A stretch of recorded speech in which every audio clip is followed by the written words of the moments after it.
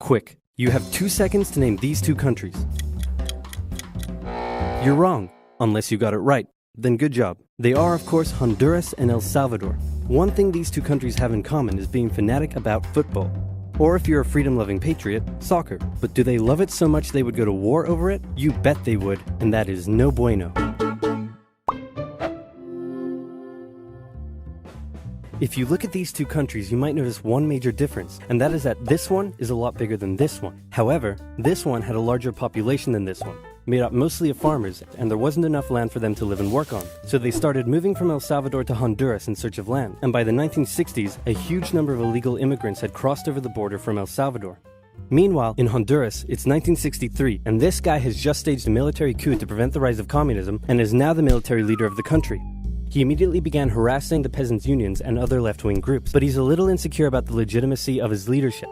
So he holds an election and wins, but then the opposing party says, hey man, that election was clearly corrupt and fraudulent, and also you've been bribed by the rich American banana companies who are taking all of our bananas tax-free, and now our economy is in ruins. And everyone started to get mad at him. Now, if you ever find yourself the barely legitimate military leader of a corrupt Central American country, and you start getting into hot water, here's a bit of advice that has been tried and tested throughout the centuries. Blame something else. So he blamed the Salvadoran immigrants for stealing all the land and all the jobs and ruining Honduras. The immigrants found themselves under attack by the hostile locals. Egged on by the rich American banana companies who wanted all the bananas to themselves, the Honduran government began evicting Salvadoran immigrants who had been living on the land for generations and started sending them back to El Salvador. The Salvadoran elite were furious and protested, citing moral reasons, but in reality, they were just getting a little too crowded. So tensions were about as high as they could be, but then...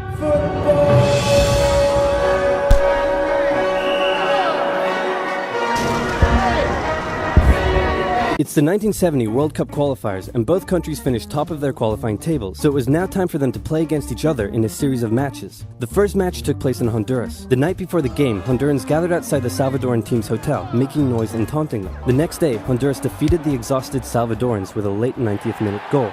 After the match, a young Salvadoran fan, unable to bear her country's defeat, shot herself. Disturbingly, the Salvadoran government glorified the incident and made her into a national hero, and at the next game, fans brought pictures of her to the stadium. Emotions were running high as the next match took place in El Salvador, and this time, the tables were turned. The Hondurans had to endure a sleepless night in their hotel, and the next day, before the match started, instead of the Honduran flag, the Salvadorans raised a dirty rag. So great job at reducing tensions. El Salvador won decisively over the exhausted Hondurans, while spectators battled in the stands. Team Honduras fled home in a bulletproof bus with rocks being thrown at them, and the Honduran coach reportedly told his players that they were lucky they lost. In response to the defeat, Hondurans began terrorizing the Salvadoran settlers even more, in some cases reportedly throwing them off their land and burning down their homes, and the immigrants began fleeing back to El Salvador. The final game in Mexico would decide who went to the World Cup. It was close, but El Salvador came out victorious, knocking Honduras out of the tournament. The atmosphere was riotous, literally, and back in Honduras, attacks on the Salvadoran immigrants further increased. This was too much for El Salvador to bear. With its people under attack and an unmanageable refugee crisis on its hands, El Salvador severed all diplomatic ties with Honduras and declared war. The football war is also known as the 100 Hours War, because that's how long it lasted, making it one of the shortest wars in history. El Salvador started by carrying out air raids on strategic locations within Honduras, including Toncontin International Airport, which prevented the Honduran Air Force from getting into the sky. Then, with their superior army, they began an invasion along 2 major roads, complete with light tanks and infantry.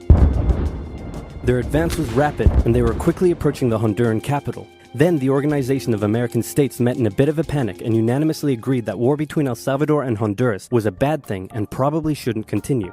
So they went to El Salvador and said, can you please stop invading? And El Salvador declared, not until they stop being jerks, and so the war went on. The Honduran Air Force finally got into the sky, and with aid from neighboring Nicaragua, they successfully carried out air raids on Salvadoran air bases and oil facilities, crippling the Salvadoran supply line and stopping their advance dead. Caught in a bit of a stalemate, the situation was no longer advantageous to El Salvador, so when the Organization of American States once again asked them to stop and agreed to ensure the safety of the Salvadoran immigrants, El Salvador relented, and a ceasefire was organized on the 18th of July. Then the OAS said, can you now please withdraw your troops from Honduras? No, please, no, please, no, please, no. Do it or we'll sanction you. You know what? Just for you, I'll do it. So El Salvador pulled its troops out of Honduras on the 2nd of August, and with casualties in the thousands, the war was over. The economies of both nations were damaged by the war, and El Salvador didn't have the capability to take care of all the returning immigrants, a crisis that eventually helped cause a civil war. The war left behind land and border disputes, some of which are still a cause of tension to this day. El Salvador went on to play in the World Cup, but lost every match they played and didn't make it past the group stage. So in the end, nobody achieved anything, and there were no winners. Blah. Sigmund, I don't have much longer. Tell me, was I a good king? You were okay. Will I be remembered as the great warrior king who invaded France, revolutionized English healthcare, and developed great parklands? Probably not, because of the wife killings. Blah. Blah. Sigmund, how did I get here?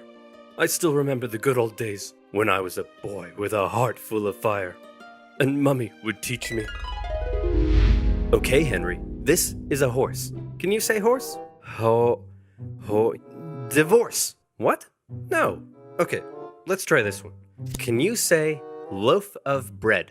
Loaf with her head. No, Henry, that's wrong. You know what? Last one. Okay, can you say soap? Soap. Yes, that's it. I'm the supreme head of the church. Screw the Pope! You know what? You're my son and I love you, but you're freaking weird, man. The year is 1491. England has just come out of 3 decades of civil war in which a bunch of Henrys, Edwards, and one Richard had a little ding-dong over which royal house should rule the realm.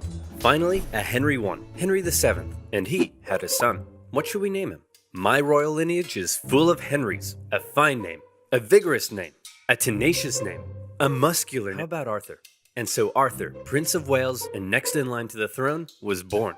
5 years later, Prince Henry was born, but nobody cares about him. He's not the heir, just a spare. The king wanted to make an alliance with Spain, so one day he said to his son Arthur, "Hey, baby, you see that lady baby? That's gonna be your wife."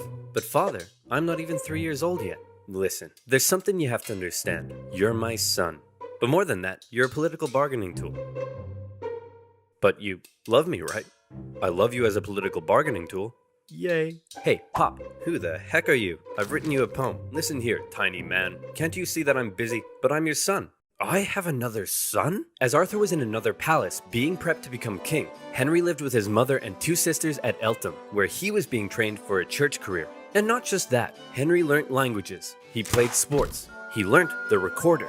What a nerd. Am I right? Wrong. Henry was the coolest kid around. So I told my Latin teacher he could kissius my buddius. Anyway, here's Wonderwall. Great scholars and theologians from across Europe came to meet and teach the young Prince Henry, who by all accounts was a very enlightened, bright, and charming young boy. Everybody loved Henry, and out of everything Henry was taught, more than anything, he came to adore and respect theology and Catholicism. One of Henry's tutors was English poet laureate John Skelton, who wrote a textbook for Henry that we still have today. In it, he wrote a number of important lessons for the young prince, such as, do not be mean, loathe gluttony, and do not violate widows. Important lessons for any 9-year-old boy. Around this time, Henry's older brother Arthur, now 15 years old, was married to Catherine of Aragon, sealing the union between England and Spain. And then he died. Oh, my alliance with Spain, my poor alliance with Spain. And your son, sire? Oh, yes, of course, my son. But mostly my alliance with Spain. Hey, Pop, who the heck are you? Oh, yeah! And just like that, an unprepared Prince Henry was now the new heir to the throne. And how about that alliance with Spain? Well, the solution was simple. Hey, boy, see that full-grown woman over there? That's gonna be your wife. What, my brother's widow? Yes. You're a freaking weirdo, man. Now, in the Bible, there's a verse that says marrying your brother's widow, that's a big no-no. So the king needed to convince the Pope and get his special permission. Hey, can I please have my son marry his brother's widow? Sure, why not? And so it was. Henry's life was turned on its head as he was moved to the royal court, next in line to the throne. But tragedy struck when just a few months later, his mother, with whom he was very close, suddenly died in childbirth. The loss of his mother almost certainly had a big effect on the young boy. In his older years, King Henry VII went on a bit of a paranoid trip As was normal for a king at the time, Henry VII had to quell a number of rebellions, and as he aged, he became ever more suspicious of the nobility around him. To keep them in check, he began levying huge, ruinous fines, left, right, and center. Dukes, bishops, barons, even his own mother. No one was safe from his tyranny, and the nobility of England began to suffer. So when Henry VII finally got sick and died just after Christmas 1508, there was a lot of celebration. Not only because the tyrannical Henry VII was gone, but because his replacement was the ever-popular, charming, and handsome 18-year-old King Henry VIII. Henry married Catherine of Aragon in June 1509. You may be wondering, if it's so weird to marry your brother's widow, and since he's now king, couldn't Henry just decide not to? Well, yes, he could, but by now, Henry wanted to. The thing about Henry that was unlike many kings of the time was he married for love, and he had grown quite fond of Catherine, very fond. Historians say their marriage was unusually good, and so he was coronated king. And what a king. Compared to his tyrannical father, he was an absolute joy. Having the blood of two royal houses, he was widely supported. He was really, really ridiculously good looking, and those famous calves could achieve world peace. Hey Henry, now that you're king, you know what that means. Costume party! Henry pranced around the palace playing dress up with his friends. He wrote plays. He sang songs. He danced. A true Renaissance man, very different from the gluttonous wife killer we think of today. In his early reign, people from near and far would come to ask favors of the generous king. Hey man, could I gain ownership of some land near Upton Snodsbury? Sure thing, pal. Hey, could I be an earl or a baron or a viscount or something? Anything you want, man. Could I get just a really cool pig that has freaking metal wings and 8 legs and shoots flippin' lasers and it can grow more pigs out of it for extra pigs? Say no more. Hey, guys, I was just checking up on the financial report and what the hell? We can't afford this. Henry's council that he inherited from his father weren't happy with all the money he was just throwing around, and they worked hard to curb the king's spending. Since they controlled the royal seals needed to get stuff done, at first they were largely able to control the young king. And for Henry, the most infuriating things of all was they wouldn't let him joust with his friends because it was too dangerous, nor would they let him do the thing he wanted most, to go on a great, glorious, and expensive conquest against England's historic enemy, France. Please guys, I'll keep it cheap. How? I'm glad you asked. I've got sexy calves, excessive spending, and war with France. Henry wanted glory. He wanted to go down in history. If he didn't go to war in France, was he even the King of England? Man, I want to go to war so bad, but the council won't let me. Hey, maybe I can help with that. Whoa, it's Cardinal Wolsey, one of my best friends. Despite being an old-ass man, Cardinal Wolsey knew that if he helped King Henry, there'd likely be something in it for him. So what was his great, intricate plan to curb the council's power? You're the king, dum-dum. You can do whatever you want. What? Wolsey began writing bills that simply didn't require the seals, and thus Henry was back on top. For his efforts, Wolsey began to climb the ranks, and he became something of a yes man for King Henry, encouraging Henry to frolic and play while Wolsey took care of business. Hey, kid, you want to go on an adventure? Do I ever? The Pope was at war with France and he needed some help. He offered the young, impressionable King Henry 100 Parmesan cheeses, some wine, and a golden rose if he came to the Pope's aid, and Henry was all in. At this point in his life, he still respected the church and loved the Pope, and here was the chance for war he had been waiting for. He still didn't have an heir, a fairly big problem for a monarch at the time, but right now, the only kind of smashing he was interested in was smashing French guys in the face. And so off he went. The English already held the French city of Calais. From there, Henry made a glorious victory at the Battle of the Spurs. He took the French cities of Terouanne and Tournai. Word of his victories spread. This was it. Here was the glory he had been waiting for. Back home, his beautiful wife also led armies to victory in Scotland. And better yet, she was pregnant. Soon, Henry would have an heir. All of Henry's wildest dreams were coming true. Oh, he ran out of money. As the French prepared to invade Italy, all Henry could do was go home. Well, at least now I have an heir to cheer me up. Bring me my son. Henry, this is Mary. Mary? That's a funny name for a boy. Henry, it's a girl.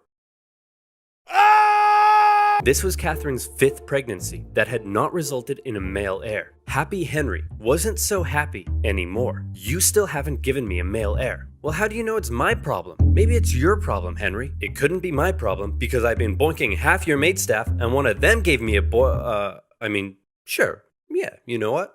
Maybe it's my problem. I'll look into that. Cardinal Wolsey, now Henry's Lord Chancellor, knew his job depended on keeping Henry happy, and so he said, well, if you can't be the great warrior, then how about the great peacemaker? Not as cool, but okay. And so the Field of the Cloth of Gold, a glamorous peace summit between England and France, was held. The King of France, Francis I, was essentially the French version of King Henry, and the whole thing was basically one giant codpiece measuring contest. The two sides did agree to a peace treaty. However, it didn't last long. You see, there was a third major player in European politics at the time, an exquisite specimen of royal inbreeding, an heir to a huge inheritance, and a chin that could hit a home run. Holy Roman Emperor Charles V. He was Henry's wife's nephew. Henry had helped him out in the past to put down a Spanish rebellion, and now the two wanted to make an alliance, and so a marriage was arranged. Mary, I'd like to introduce you to your 22-year-old fully grown adult cousin, and now your future husband. Ew, he looks inbred. Mary!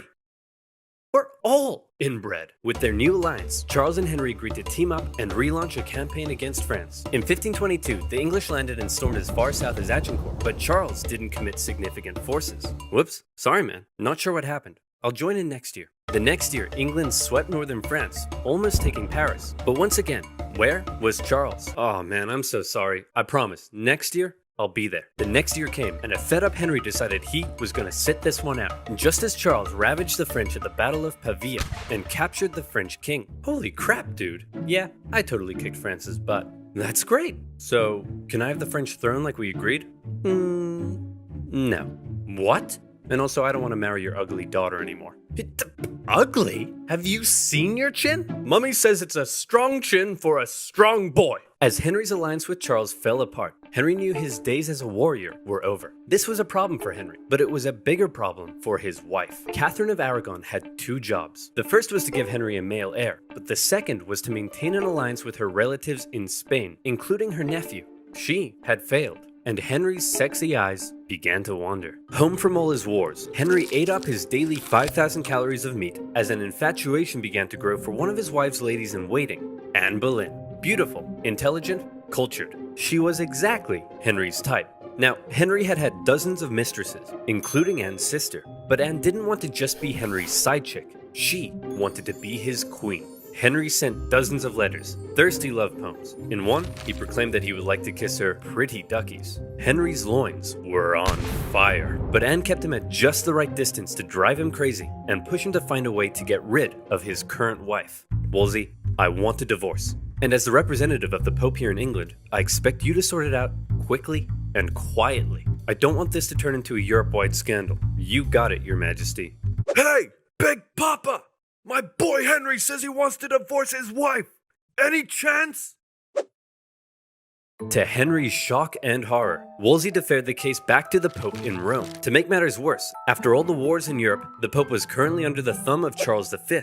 Now everybody knew what was going on, and Henry's divorce trial had become a pawn of greater European politics. For Wolsey, the decision was a disaster. His job was to keep Henry happy, and Henry was very, very unhappy. Nevertheless, the divorce trial began. Henry's case rested upon the Bible verse in Leviticus that claimed marrying your brother's widow would lead to childlessness, and Henry was certainly having a hard time getting a male heir. He argued that the Pope had got it wrong when he allowed Henry to marry his brother's widow, and that now divorce was the only solution. However, the Pope and Charles V acquired some interesting letters from an unknown source.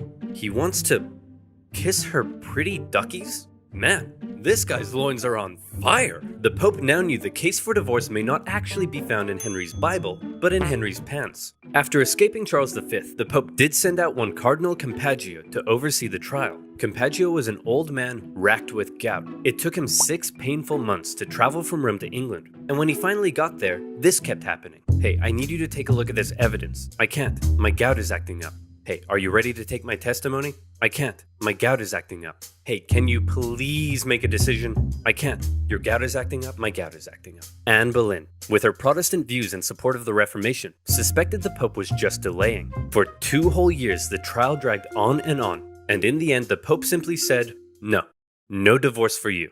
Henry, the king that had previously defended the Pope militarily from France and intellectually from the reformist ideas of Martin Luther, who had once respected the Pope above all, now found the Pope standing between him and fourth base. Your Majesty, what will you do? I'm the king, dum-dum. I can do whatever I want. What? For his failure, Henry removed Wolsey from the court, a decision that was likely influenced by Anne Boleyn, who disliked the cardinal. Having fallen from grace and with potential charges of treason over his head, Wolsey died of illness a year later. Then, Henry set about removing England from the influence of the Pope. Hey, if you do that, I'll excommunicate you. Who cares, man? Oh no, apathy.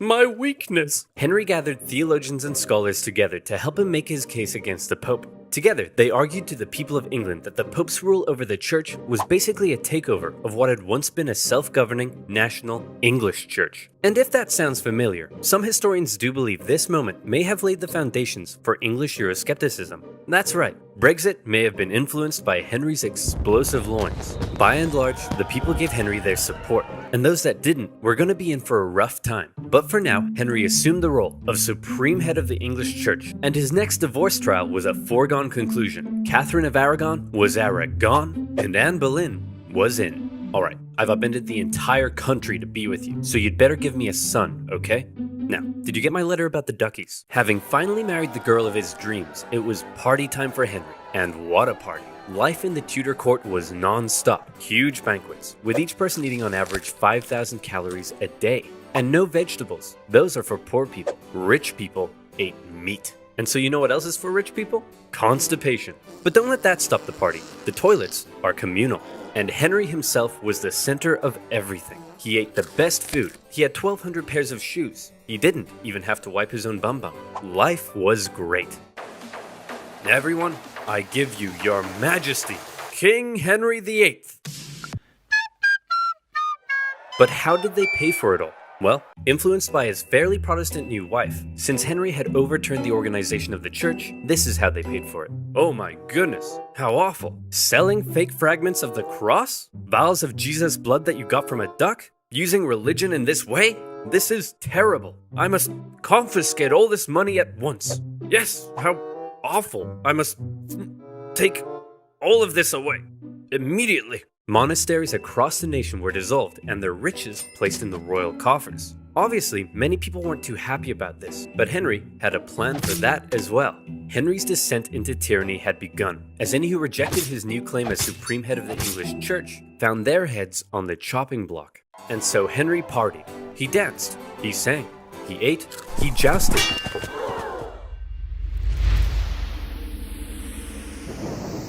Be me. Love gluttony. Violate widows! In 1536, Henry fell from his horse in a jousting accident. Not for the first time, but certainly the heaviest fall he had taken yet. Some historians believe the brain damage caused by the incident may have violently accelerated Henry's descent into tyranny. Executions in England ramped up. During his reign, it's estimated 57,000 to 72,000 people were put to death. Rich or poor, big or small, no one was safe, and the most prominent victim of all was to be Henry's own wife. It had been 3 years since their marriage. Anne had been pregnant 4 times, yet she had only been able to produce one healthy child, a girl. What's more, it's possible she had been going around insulting Henry's manhood. Henry's eyes, once again, began to wander. His new top man, Thomas Cromwell, didn't want to end up like Cardinal Wolsey, and so he came up with a plan. There was a court musician who had been quite flirtatious in public with the Queen. Well, Thomas Cromwell and his boys got a forced confession out of him, saying that it didn't stop at innocent flirtation, and the charges came rolling in. Listen, Anne, we need to talk. Oh no, you're gonna divorce me, aren't you? Just like your last wife. Aw, no, come here, shh, no, I'm not gonna divorce you. It's much worse than that. Anne was charged with adultery, perversion, even incest, and plotting to kill the king himself. The jury found her guilty, including her own uncle and ex-fiancé, both fearing the wrath of the king. And on May 19th, 1536, Anne Boleyn was Anne Boleyn. Literally the next day, Henry married one of Anne's ladies-in-waiting, Jane Seymour, his third wife. After Anne had smack-talked his manhood, and since he still had no male heir, Henry went on a campaign to ensure the public knew he was as virile as it gets. He had this famous portrait painted of the manliest man I've ever seen, and later, he would even have his physician make a declaration about his health. King Henry is a fine specimen of a man, and please don't make me say this. Say it. And every time I look at him, I wish I was a woman. The truth is, after his jousting accident, the king had badly injured his leg and was no longer very active, yet he was still eating his daily 5,000 calories. So by now, Henry was extremely unhealthy. For the remainder of his life, he would incur a number of illnesses, and his injured leg ulcers would ooze stinking pus. A fine specimen of a man indeed. On the church front, Henry's new and now pregnant wife was a devout Catholic, and she pleaded with the king to reinstate the monasteries. Henry was sick of wives meddling in his business, and he bluntly warned her to remember what happened to Anne Boleyn. Since splitting with the Pope, Henry had been hard at work determining the theology of his new Church of England. It kept many Catholic traditions, while on the other hand embracing some reformist ideas, such as requiring the use of a new Bible not in Latin, but in English. The cover of Henry's new Bible depicted the people appearing to worship a giant King Henry. And in the corner, there's some people being put to death, just for good measure. For any who opposed Henry's ideas, whether Catholic or Protestant, for any who rebelled against him, it would be off with their heads. In October 1537, Henry finally got what he had been waiting for. His wife Jane gave birth to a healthy boy. However, the triumph soon turned to tragedy, as Jane Seymour died days later from complications during the birth. Henry mourned Jane, the woman who had given him a son, for 2 years. Your Majesty, it's time to choose your next wife. Thomas! Not now! Can't you see I'm in mourning? That one. The woman Thomas Cromwell had lined up for Henry's next marriage was the sister of a powerful German duke. But all Henry cared about was that she was pretty as pie, and Thomas Cromwell promised that indeed she was. However, when she arrived in England, Henry was less than pleased. Your Majesty, let me introduce you to your fourth wife, Anne of Cleves. What's that smell? I think it's your legs, sire. No, it's Anne of Cleves. She's ugly. This is treason. What? Off with his head. Henry found his new wife so repulsive that he never consummated the marriage and divorced her just 6 months later. And for bringing Henry an ugly, stinky woman, along with additional charges of plotting treason, Thomas Cromwell lost his head. The very same day of Cromwell's execution, Henry married his fifth wife, the famed beauty Catherine Howard. She's believed to have only been 17 at the time. Henry was 49. And like Anne of Cleves, Catherine Howard didn't last long. You see, for some reason, she may not have been entirely satisfied with her 49-year-old fine specimen of a man, and it's possible she engaged in a number of extramarital affairs, including one with her cousin, Thomas Culpeper. When Henry found out, he was devastated. How could she do this to me? But, sire, don't you have hundreds of mistresses? Shut up, Barry. That's not the point.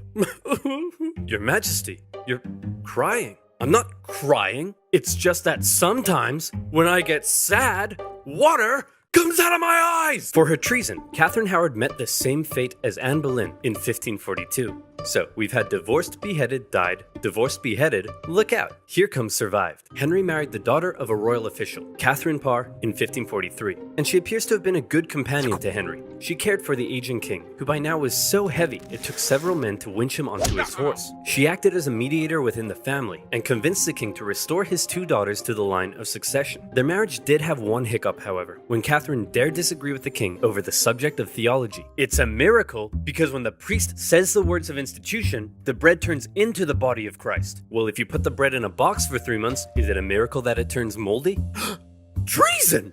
You can't just call everything treason, Henry. The king called for her arrest, as serious charges were placed over her head. However, in the end, she told Henry that she had not been disagreeing with him, but simply learning from him. And so when the guards came to arrest her, the king told them to make like an Anne and cleave. Catherine Parr stayed with Henry right until the end. As he aged into his later years, in increasing pain and ill health, he grew ever more suspicious and moody. The once generous, promising young king was now feared by all around him. Sigmund, I don't have much longer. Hold me. Of course, sire. Do you have any final wishes?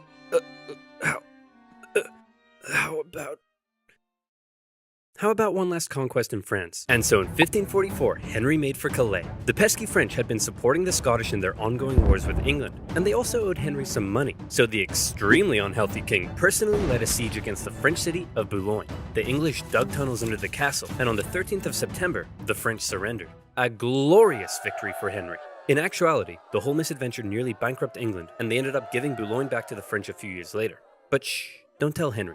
He's having his moment. Finally, in 1547, a 55-year-old Henry, lapsing in and out of consciousness, passed away.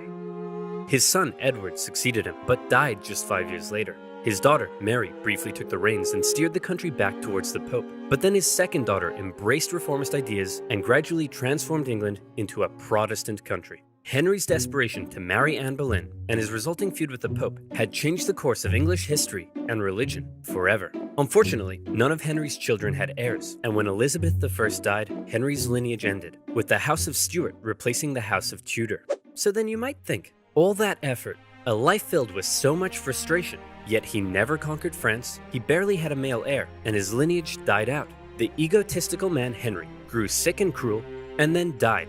So why are we all so fascinated with King Henry VIII? Why not Henry II or IV? Well, without mentioning the many important things his reign did achieve, one of his biggest goals was to go down in history, and you can put a big green check beside that one, because everything he did and how he asserted his control and authority over everyone around him has come to be viewed as the epitome of the word king. And also because of the wife killings? Yeah, definitely the wife killings. Look at this baby. So gentle, so innocent. You'd think this child would grow up to become a good man, an honest man. Well, think again. Hitler was born Adolphus Hitler in 1889 in a small town in Austria-Hungary. His father, Alois Schicklgruber, was born out of wedlock, but eventually changed his name to that of his stepfather, becoming Alois Hitler. Alois was a mid-level Austrian customs officer, not really rolling in cash, but certainly rolling in women. He married a rich, older lady, but then immediately started having affairs, including one with a much younger house servant. A few years later, he left his sick wife to be with his mistress, but since the Catholic Church didn't allow divorce at the time, he couldn't marry her. So he waited for his old wife to die and had a child in the meantime. Then his wife died, so he married his mistress and had another child, but then his new wife got sick, so he employed his much younger cousin Clara to take care of her. Then when his new wife died, he immediately got Clara, his cousin, pregnant, and then married her. In that order, you rock star. Clara and Alois had 3 children together, who all tragically died while in infancy. So when the 4th child, Adolf, came along, Clara spoiled him rotten. The Hitlers had 2 more kids, and the family moved around a few times, meaning Adolf had to attend 5 different elementary schools. Adolf's father was strict, quick to anger, and took most of it out on the eldest son until he had enough and ran away at the age of 14, leaving 7-year-old Adolf to do most of the chores and get berated by his father. The result was a difficult relationship with his dad while he was super attached to his mother, who worried over him and his health excessively. Hitler did well in school at first. His grades were good and his teachers praised him. He was popular with the other kids and enjoyed gathering them together to play war games. He also loved reading and particularly liked stories about cowboys and Indians. As he grew older though, he started to get into trouble. He was caught smoking once, organized a raid on a local orchard, tormented his pro-Austria religion teacher with symbolic gestures, displaying his allegiance to the idea of united Germanic people under a greater German state in defiance of Habsburg Austria. You know, the usual. All of this enraged Adolf's father, who punished him severely. The area of Austria-Hungary that Hitler lived in was once part of the German Confederation, and many of the people who lived there considered themselves to be German. Adolf tended to just go against whatever his father said, and since his father was an Austrian public official, Hitler got big into German nationalism. This enraged Adolf's father, who punished him severely. Around this time, a family tragedy struck. His 6-year-old brother, whom he loved a lot, died of measles when Adolf was 10, and was buried in the cemetery just across from their home. Around this time, neighbors reported a change in the young boy. Strange behaviors such as talking to trees and staying up late staring at the stars from the cemetery walls. He lost interest in religion, and his school grades started to decline, which enraged his father, who punished him severely. It also didn't help that he had just entered high school, and the cool city boys treated him like a rural peasant. He had to repeat a grade and had little interest in most school subjects, instead spending his time reading and drawing, which he was quite good at. One day his father said, "Son, someday you'll be a big balls public official like me." And Adolf replied, "No, father, I'm going to become an artist and soar high above the clouds with the eagles." This enraged his father, but by this time he was an old-ass man, so he just sort of let it go, and then died of a lung hemorrhage. Hitler just about passed his final semester, and celebrated in the typical way, by getting blackout drunk and wiping his ass with the certificate. However, he didn't take the overall final school exam, instead just dropping out. The now 16-year-old boy was unemployed, without much purpose in life, and for the next 3 years he stayed that way. He spent most of his time at the opera with his only friend, August Kubizek. Kubizek later wrote his memories of the young Hitler, and said he was passionately interested in many things, felt he was in many ways better than others his age, was quick to anger just like his father, and an incredible speaker once he was ranting. When he was 18, he said a very sad goodbye to his mother and went to Vienna to take the entrance exam for art school. He failed. Soon after, he had to return home. His mother was sick, and her health was rapidly deteriorating. Hitler stayed by her side, and when she eventually died, the family doctor said he had never seen someone so overwhelmed with grief as Hitler was. Then Hitler returned to Vienna, still hoping to find a career in the arts, but he never did. Instead, without parental support, Hitler ended up on the streets. Now in his early 20s, he spent a few rough years living in and out of homeless shelters, making what little he could from selling postcards he painted. It's hard to pinpoint exactly when and how Hitler's extreme ideological beliefs formed, but his time in Vienna would have certainly played a role. Anti-Semitism was widespread in the city. The mayor, whom Hitler supported, was an outspoken anti-Semite. There were many right-wing, anti-Semitic newsletters, which Hitler took a keen interest in. He bought into the conspiracy theories and became a firm believer in the idea that there are many races in constant struggle with one another, the purest of which were the German Aryan people, and the worst of which, he believed, were Jews. Since Austria-Hungary was a multi-ethnic empire full of lesser races, Hitler wasn't a fan. So when he was 24, he moved to Munich in Germany to avoid doing military service, and for one more year he was a drifter on the streets, until something huge happened. In 1914, long-standing tensions in Europe erupted into the First World War. Crowds across Europe celebrated the news. Within days, Hitler volunteered for the German army. The war gave him a purpose in life. His fellow soldiers gave him friendship and brotherhood. Despite the horrors of war, Hitler considered it to be the best time of his life.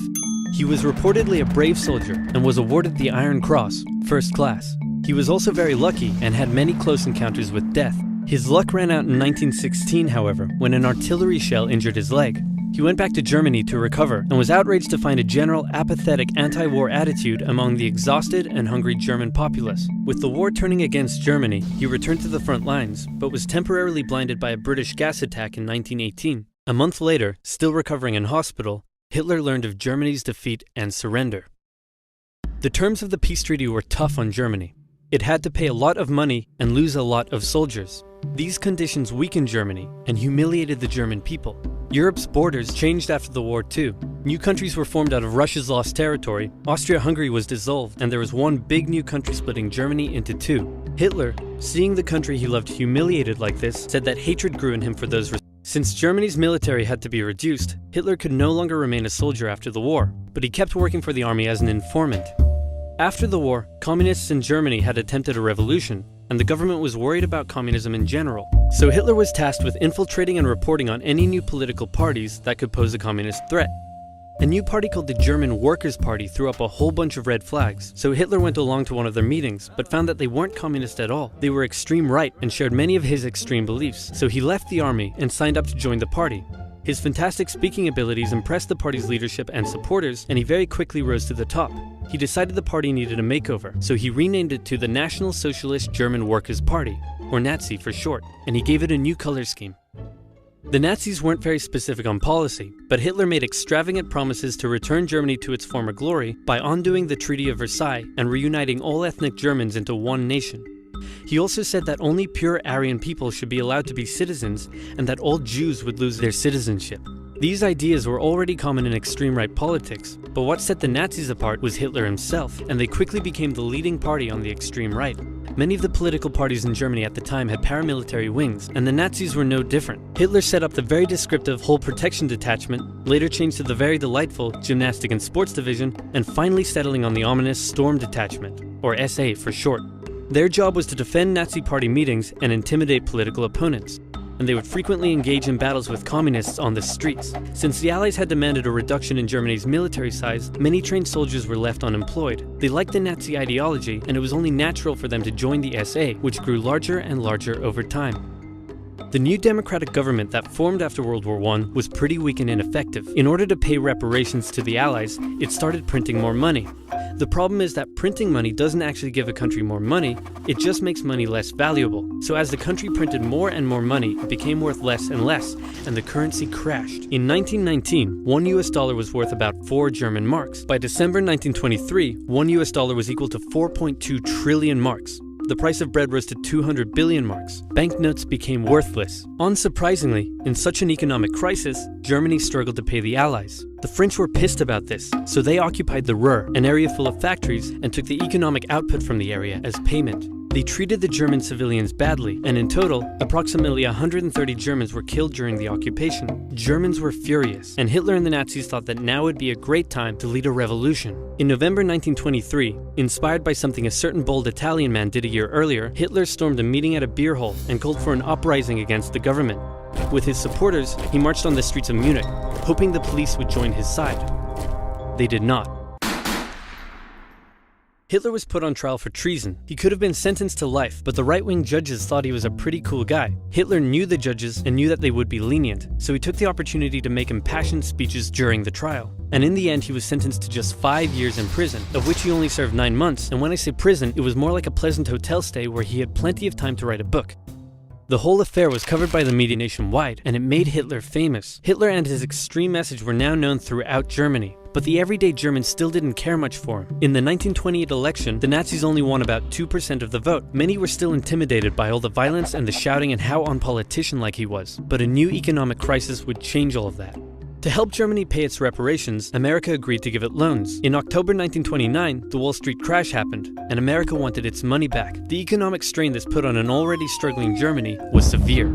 Unemployment skyrocketed, poverty was widespread, and Germans were sick of it. It was clear that the newly formed democracy wasn't working. In the face of crisis, Germans began moving to the political extremes. If you were German and wanted change, your choices now were either the communists or the Nazis.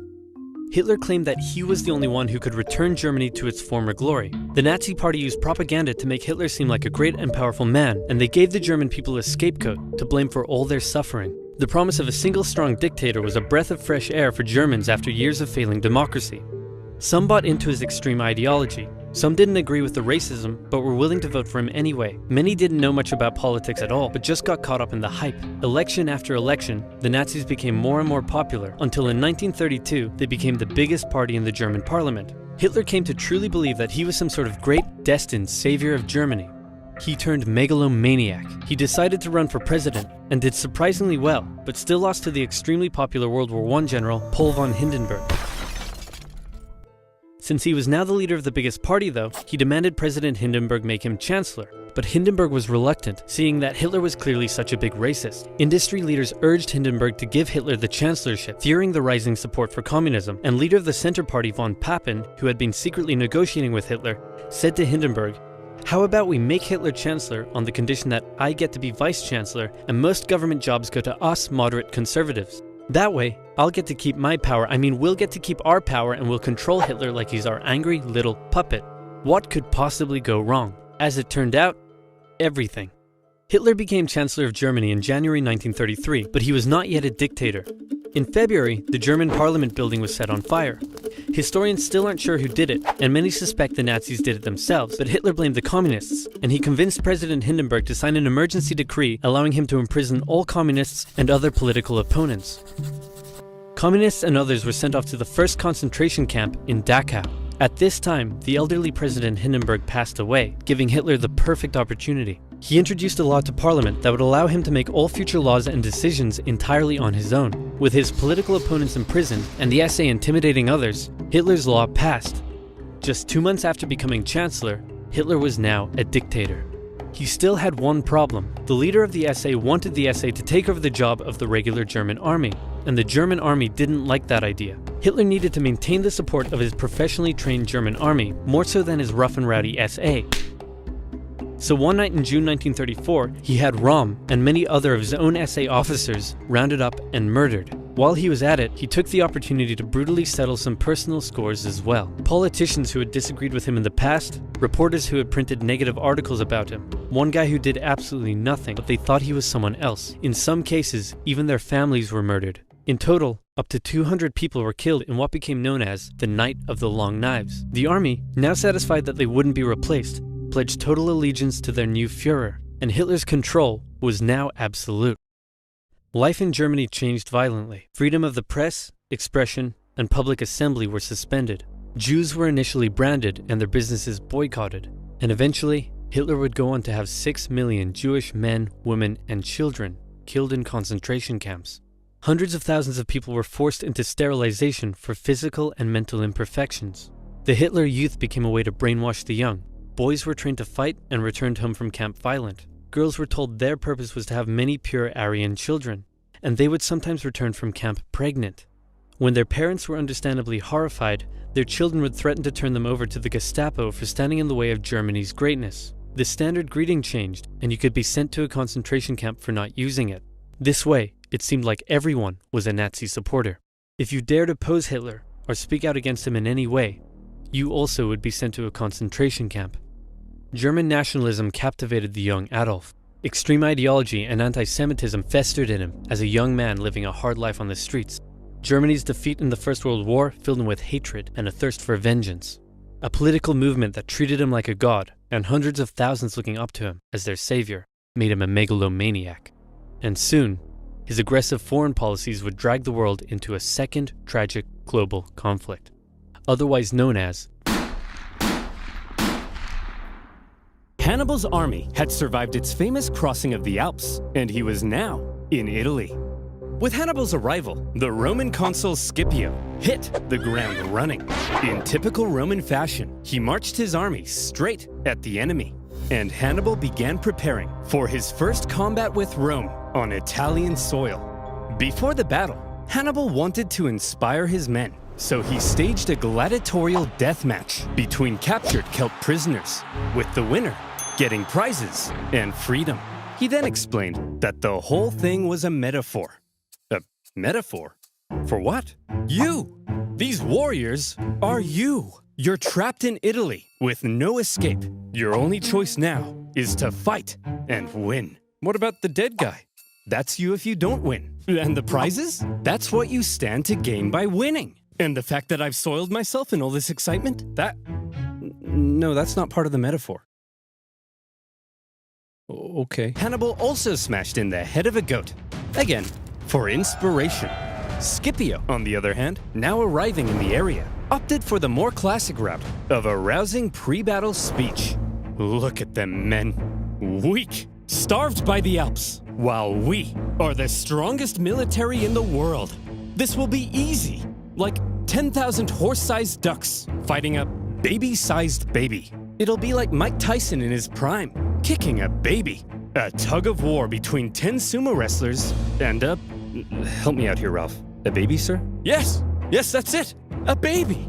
The point is, there is absolutely no possible way we could lose a battle this easy. So, if everybody's ready, on my mark...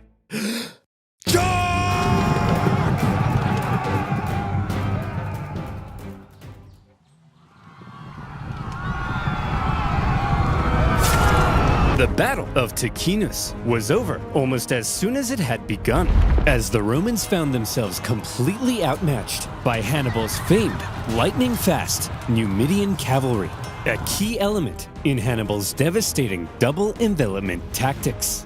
In the chaos, Scipio was wounded. Thankfully, according to some ancient writers, his handsome 17-year-old son, Scipio the Younger, saw his father fall. Scipio the Younger supposedly saved his father, and in the process, earned himself a lot of daddy's kisses. The Romans ended up fleeing the area, destroying the bridge behind them as they went. For a nation so overtly confident in victory, believing Hannibal to be an easy kill, the Romans found themselves running away with their tail between their legs. It was humiliating. And you know who thought so as well? The Celts. They began flocking to Hannibal's side, just as he'd hoped. Even Celtic troops fighting for Rome in the Roman camp began to reconsider. Man, I'm thinking we should try to join Hannibal. I hear you. Maybe we should bring him a gift. What do you think he'd like? Oh, I know. Hey, Hannibal, we want to join your side and we brought you a present. A gift? For me? I hope it's Roman heads. Oh, please be Roman heads. How did you know? Running away from Hannibal was humiliating enough, but having dozens of Romans beheaded in the night, now that's embarrassing. Ticinus had been a relatively small battle, but the psychological impact it had early on was huge, and it was only just a taste of what Hannibal was capable of.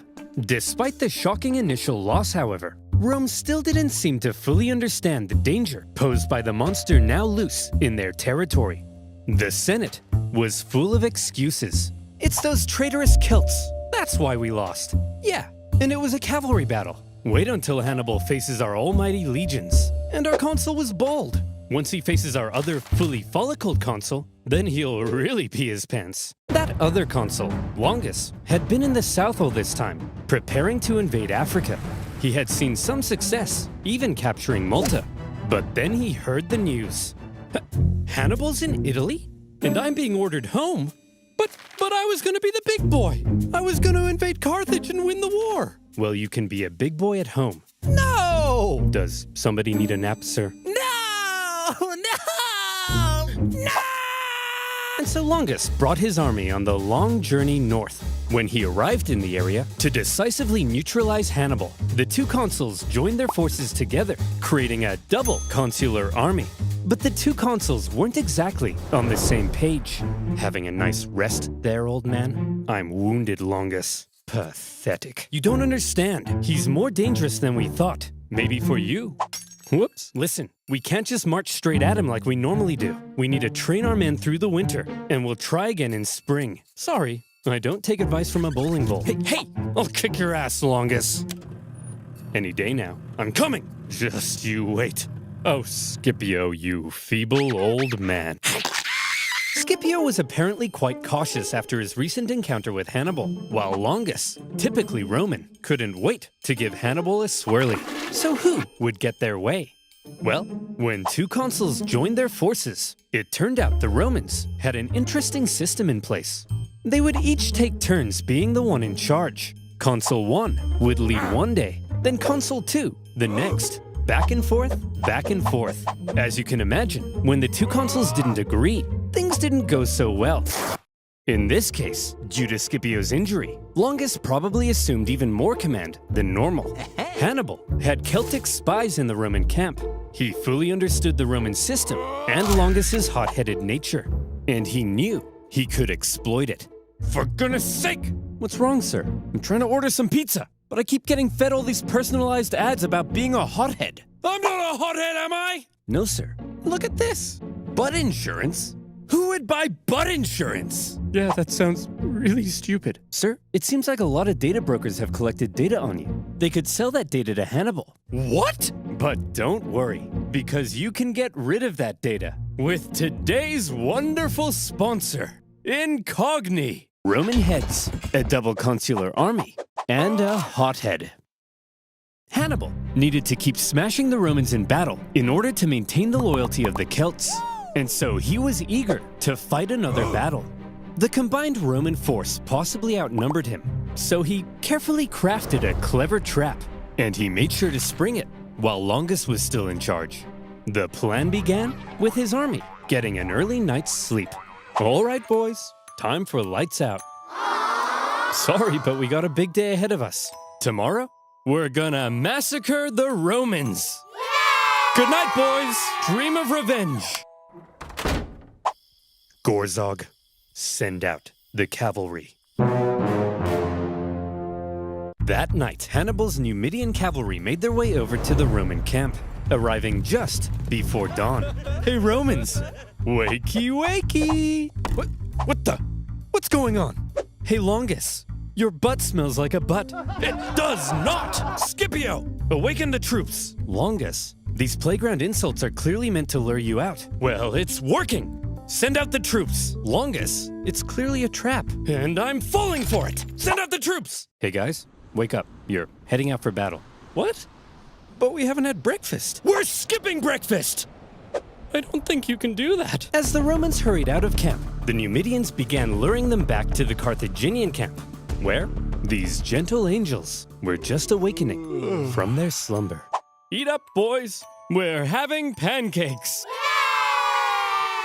While the Carthaginians were enjoying their hearty breakfast, the starving Romans were still on their way.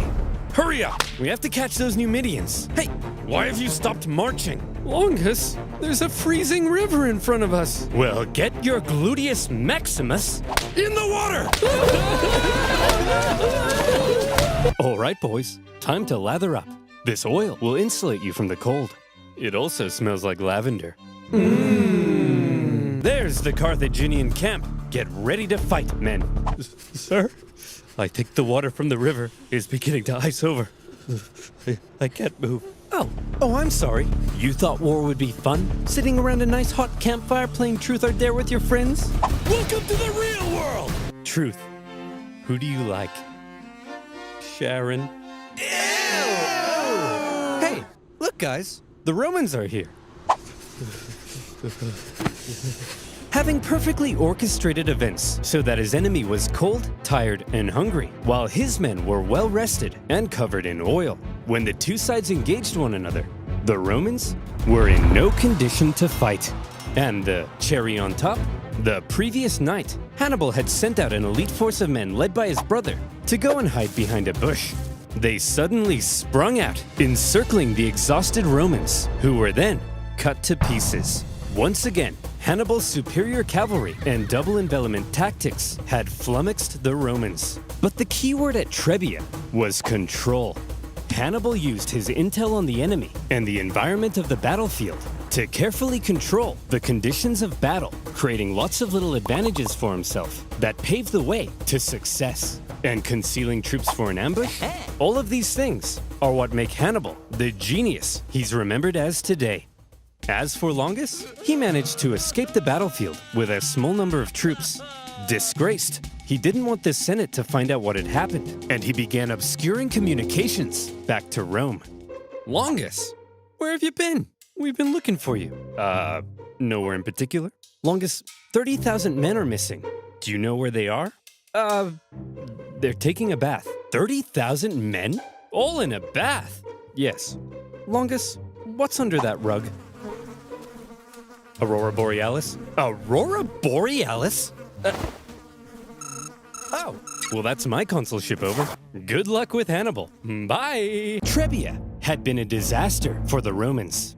And as even more Celts began flocking to Hannibal, Rome largely lost its control over Cisalpine Gaul. In Rome, complacency turned to alarm. Hannibal had outwitted them on their own soil and inflicted a costly defeat. But with that, Scipio and Longus's terms as consul were over. They were replaced with two new consuls, Servilius and Flaminius. The Romans may now have begun to realize the trouble they were in and the genius Hannibal had shown in invading Italy. The Romans had expected to be the ones controlling this war. Remember, they thought they were going to invade Carthage. Now their plans lay in ruins, and they were levying 11 new legions to deal with the threat. Hannibal had completely redefined the war. But Hannibal had a little problem of his own. Things had gone well so far, but the Celts were notoriously fickle, and Hannibal needed to ensure he maintained their alliance and his base of support in Italy. Any Celts he captured fighting for Rome, he treated extremely well and allowed them to return to their homes. But the longer he hung around in their territory, eating all their food and leaving beard trimmings in their sinks, the more resentful they may become. They wanted to go south and plunder some Roman booty, and Hannibal also hoped to sway Rome's other Italian allies in the south to his side. So from here, the path was clear. Hannibal had to move south. Just one problem. There were two main routes Hannibal could take to move south. And wouldn't you know it, that's exactly where the two new Roman consuls had taken fortified positions. If Hannibal tried to move on them, he'd be fighting from a disadvantaged position and could be bottled in. There is a third option. Ooh, tell me. We could move through this vast impassable marshland flooded with dirty, stinky, disease-infested water that at times would come up to our necks. But there's no way we would attempt that, right? That'd be crazy, right? Hannibal? Hannibal's 4-day trek across the Arno marshlands was hell on earth. Almost as crazy as when he crossed the Alps. Imagine 3 full days, unable to sit or lie down, because there's nowhere to sit or lie down. Meaning 4 full days without sleep, slugging through heavy mud. You contract cholera, your foot falls off, and Jim Bob directly in front of you won't stop pooping in your path. In fact, everybody's pooping in your path. Some delirious, sleepless men would see clumps of mud and say, "Man, I could just sink into that." And then they would. When pack animals died, it gave nearby men a chance to rest, but only for a few moments before they were whipped back into line. Even Hannibal himself couldn't escape the torture of it. Hey Hannibal, if we see a Starbucks, can we stop? I need to take a leak.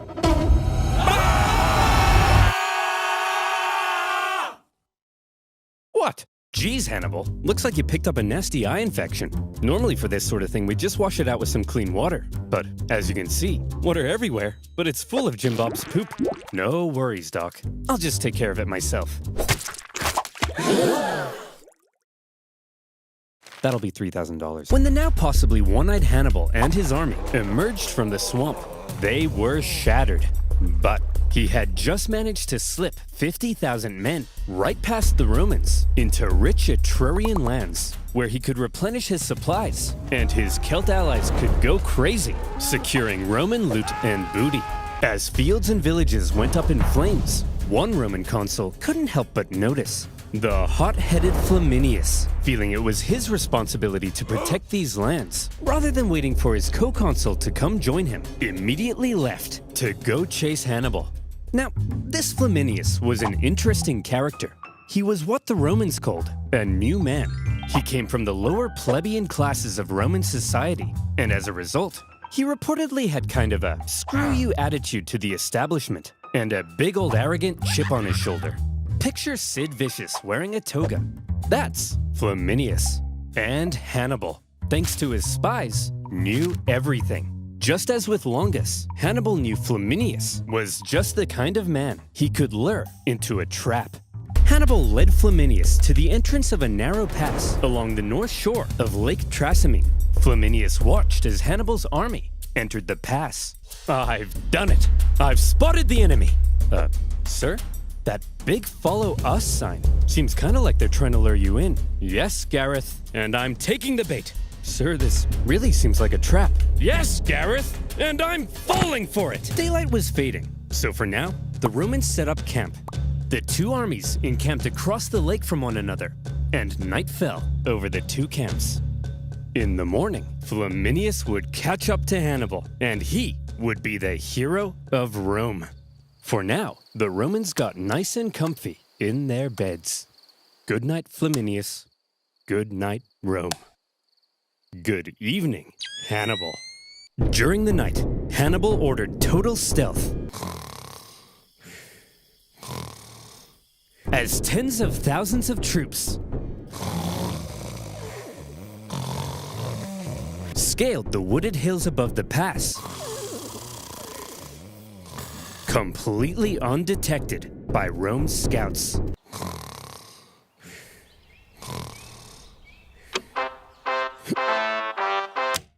Let's go, girls. Flaminius took off across the lake shore to try to catch Hannibal. As he did, even the weather seemed to be on Hannibal's side. A thick fog rose from the surface of the lake, obscuring visibility. Look at this! This is perfect! The mist will obscure our approach. Hannibal will never see me coming. Sir? Why does it sound like 50,000 Carthaginians are charging down the hill towards us? You mean 50,000 Carthaginians are charging right into my trap! The Romans found themselves completely hemmed in on all sides. With zero visibility in the fog, the fighting was terrifying and chaotic. Troops were pushed into the lake in their heavy armor, where they were either cut down or drowned. And Flaminius, who likely stood out like a sore thumb in his consul attire, caught the attention of one Celt warrior, with his head possibly swirling with thoughts of how the Romans had decimated his homeland. According to the ancient writers, this Celt took his chance.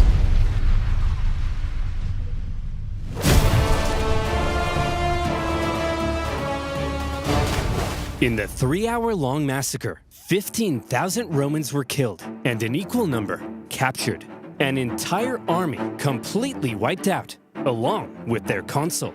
During the battle, the Roman vanguard had managed to break through at the front and climbed the hill above the fog. When the mist cleared, what they saw was a blood-red lake and a sea of Roman bodies. Worse yet, when the other consuls sent cavalry to try to aid Flaminius's doomed legions, they too were caught and defeated. A double disaster.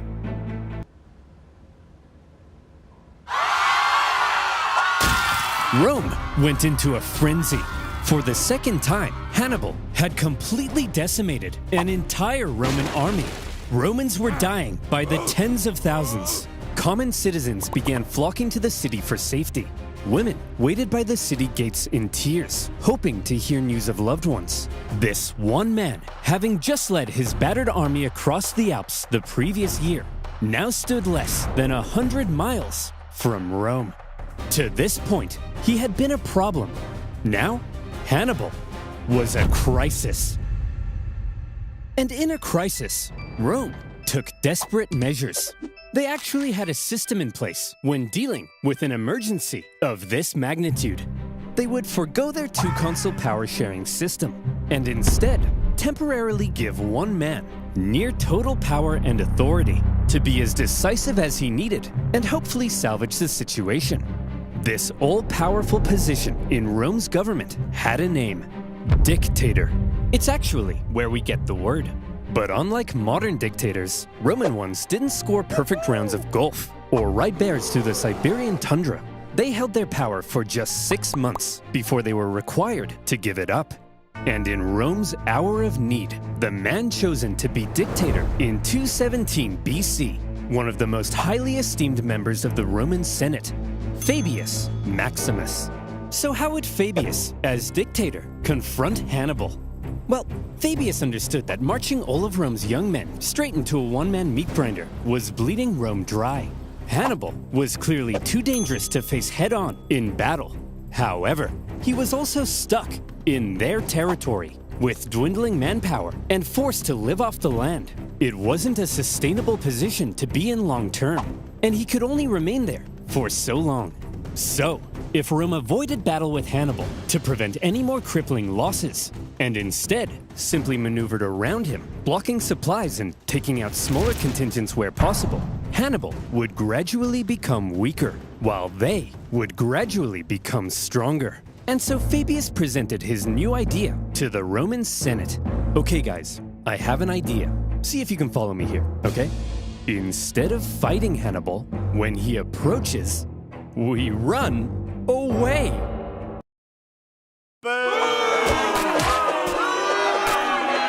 Fabius's strategy couldn't have been any less Roman. Romans were meant to march headfirst into battle, not run away from it. It seemed cowardly, and Fabius was extremely unpopular. At this point, Hannibal was continuing south. He had to stay on the move to keep his army fed, and he was still aiming to undermine Rome's alliances in the south. As he went, in a calculated display of aggression, he devastated the Roman countryside and killed many Romans, all in plain sight of Fabius and his army. We're just gonna stand here? Yes. Are you a coward? No. But Fabius, that's my farm. Well, MacDonald, thank you for your sacrifice. You're a hero now. Think of the stories you'll tell. Old MacDonald had a farm. Shut up. But you know who else hated Fabius's strategy? Hannibal. He understood the danger he was in. Turning Rome's allies against her required Hannibal to keep smashing the Romans in battle. He couldn't do that if Fabius wouldn't fight him. Multiple times, Hannibal tried to goad Fabius into a fight, but Fabius wouldn't bite. Failing that, he tried to turn Rome against Fabius. According to the writer Livy, he burned down all the farms he could, but any farm he learned was owned by Fabius himself. He left well alone. Hey Fabius, why isn't he burning down your farm? You got some sort of a secret deal with him? What? Of course not! Hey, Hannibal! What? Burn my farm too, please! What? Burn my farm too, please! No! Remember our secret deal! Well, you gotta admit, he's a genius. Hannibal's problem, however, was that he had to stay on the move to keep supplying his army from the local lands. At one point, he entered Campania, one of the richest regions of Italy, great for resupplying, and great for showing up Fabius in front of Rome's South Italian allies. But he was caught in a valley, and Fabius quickly moved to block his escapes. Haha! We've got him! After he's used up all the valley's supplies, he'll starve. Sir? What are all those lights leaving the valley? Is he trying to escape? Lights in plain view? Well, that's a trap if I've ever seen one.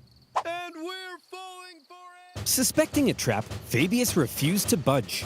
But other Romans in the valley rushed to confront Hannibal, only to find the Carthaginian army was actually just a herd of oxen with torches tied to their heads.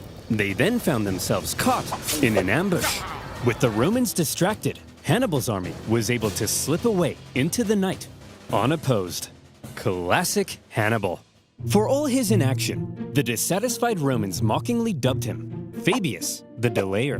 But the thing is, Fabius's strategy was probably the best thing he could have done. He was right that constant encounters with Hannibal were bleeding Rome dry, and the time he took allowed Rome some breathing room to recover their forces when they desperately needed to, while putting Hannibal into an increasingly more difficult position. Modern historians view Fabius's strategy as generally a good idea.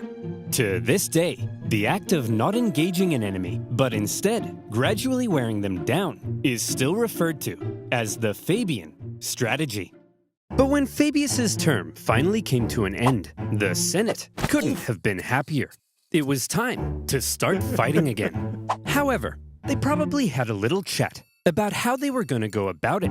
See, Hannibal's tactics up until now had been very sneaky, or if you're a Roman, you might say dishonorable. I'm sick of it!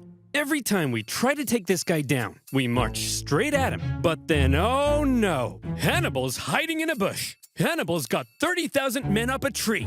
At this point, I'm not convinced my wife isn't just Hannibal wearing a disguise. Cooey! Look, this time, we obviously have to switch something up. Now granted, we're Roman, so we're gonna march straight at him without thinking. That can't be helped. It's in our blood. But I have a proposition. This time, when we march straight at him, we do it with a massive army. I'm talking like 80,000 men. It won't matter what kind of shenanigans he pulls. He can hide in all the bushes he wants. There's no way he can possibly beat off 80,000 men. Grow up! You know what I mean? And so it was. With 2 new consuls, Rome put together a massive army, the biggest Rome had ever fielded, to put Hannibal away once and for all. To gather the men required, 2/3 of them ended up being completely inexperienced. But how much experience does it take to be expendable war fodder? As this massive army set out in the summer of 216 BC, the Romans knew they needed to win this battle. Just one victory over Hannibal would likely be enough to end his entire campaign. And this time, their overwhelming manpower gave them confidence they could do it. Hannibal had taken position at the town of Cannae, where he had captured an important Roman supply depot. With Fabius gone, Hannibal knew a battle was likely coming, and he was eager to fight it on his terms. But when his men looked out at the Roman camp, they couldn't believe what they were seeing. That army's huge! There's no way we can possibly beat off all these men. How are we gonna beat off all of these men? You know what I mean. I think he's right, Hannibal. Hannibal is then said to have replied, Gisco, my friend, don't worry. There may be a lot of them, but amongst their ranks, there's not a single man named Gisco. This joke was apparently so funny that his officers began to laugh and laugh. And when his men in the camp heard the laughter, they were like, hey, they're laughing. I guess that means we're gonna win the battle. Yippee! As for the Romans, the consuls were another pairing between an inexperienced hothead and a wise scholar. Although the main historian from this era was good friends with Paulus's family, so take that with a grain of salt. On his day of command, the rash and hasty Varro, despite the apparent pleas from Paulus, sent the army out for battle. And when Hannibal saw this, he did the same. And here comes the single largest battle of the Second Punic War, and one of the most renowned battles in history, the infamous Battle of Cannae. In all the pre-battle maneuvering, Hannibal was able to ensure his army was fighting from the south. This meant the seasonal dust-carrying winds were to his back and blowing directly into the faces of the Romans. Like I said, control. After 2 years in Italy, Hannibal's infantry had dwindled to about 40,000. The Romans possibly outnumbered him 2 to 1. Their army was so big that their maniples stretched far deeper than they normally would. The Romans planned to charge Hannibal's thin, weak line like a battering ram and break it. They also chose a narrow battlefield in the hopes it would prevent Hannibal's far superior cavalry from being able to outmaneuver them. They wanted an honorable battle where pure strength, rather than trickery, would decide the outcome. If Hannibal had his say, however, trickery might end up having a lot to do with it. He ordered his line to position themselves as an outward bulge, with his weakest troops at the very center. Just behind them, out of sight from the Romans, stood the elite Libyan infantry, waiting for their moment to strike. The battle commenced as the massive Roman troops smashed into the Carthaginian center. The shape of Hannibal's line ensured the overwhelming weight of the Romans hit his weakest troops first, and they were pushed back. Hannibal's outward bulge reversed inward, with the Romans being funneled in towards the weak center. Hannibal had positioned himself at the center to encourage the troops to hold out as long as possible against the Roman onslaught, because while the Romans were unleashing carnage on the center, Hannibal's cavalry needed time to do their job. The heavy cavalry on the left, after a barbaric fight, sent the Roman horse packing, with the consul Paulus even sustaining a severe head injury. He managed to move into the center to keep the battle going. Then, the heavy cavalry turned and approached Varro's cavalry from behind. At the first sight of the coming Carthaginian envelopment, Varro ordered his horsemen to flee the battlefield. The Carthaginians had won the cavalry battle. But back in the center, according to some accounts, Hannibal's line did eventually end up caving to the massive weight of the Romans, and they began to flee. The Romans pushed deeper, and organization within the army likely broke down as they became a giant mass trying to massacre the fleeing Carthaginians. They didn't realize that they were playing right into Hannibal's hands. At that moment, Hannibal's elite units, having done no fighting yet, and therefore fresh as a daisy, turned and smashed into the Roman sides. Many of these troops were wearing Roman helmets and armor they had picked up after previous battles, and the confused Romans may not have even realized they were the enemy. As Hannibal managed to regain the composure of his center and encourage them back into the fight, the Carthaginian cavalry swooped in from behind. And look at what lies before you. A military general's wet dream, the total encirclement of a much larger force by a much smaller force. The Romans were trapped. Hannibal had unbelievably managed to use their own superiority in numbers against them. Rather than simply encircling them, he had actually allowed them to use their own immense power and push themselves into an encircled position. This was the genius of Cannae. And with that, the annihilation began. For hours, the Carthaginians slaughtered the helpless Romans from all sides. The terrified Romans were so tightly packed that at times they couldn't even lift their arms to defend themselves. The killing went on so long that the Carthaginians became exhausted from the non-stop massacre. And by the time the butchery came to an end, the grim toll spoke for itself. To Hannibal's several thousand lost, the Romans suffered 60 to 80,000 dead or captured. Yet another entire army wiped out by Hannibal. Many high-ranking Romans met their end at Cannae. Paulus, for one, but also 80 senators and more. It's been estimated that 20% of Rome's male population aged 18 to 50 died at Cannae. This was it. Hannibal's vengeance. The stunned Carthaginians, as they searched for their own survivors among the dead, couldn't believe the sight of it. An estimated 30,000 gallons of blood now lay spilled on the battlefield. Rome's defeat at Cannae sent shockwaves throughout Italy. Just as Hannibal had hoped, most of southern Italy now defected to his side, including the second largest city on the peninsula. Wow! Hannibal, this is incredible. What could possibly come next? Next? Jim Bob I've killed 150,000 Romans. I've turned her allies against her. That's it.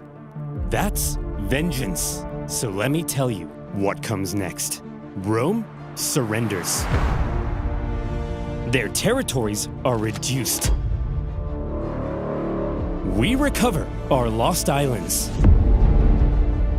And Carthage dominates the Mediterranean once again. But sir, what if they don't surrender? Jim Bob, did you miss what just happened? Of course they're gonna surrender. Throughout his campaign, Hannibal had shown himself to be very adept at reading the Roman mind. But if he now thought that Rome might surrender, it was the first time he severely underestimated them. And he was about to discover an extremely inconvenient fact about Rome.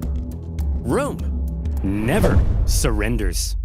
At a Roman survivors' camp near Cannae, one young officer overheard some troops discussing how they would flee Rome. Drawing his sword, he threatened to cut down any man that would abandon Rome in its hour of need. That officer was Scipio the Younger. But soon enough, the Romans would come to call him Scipio Africanus, the hero of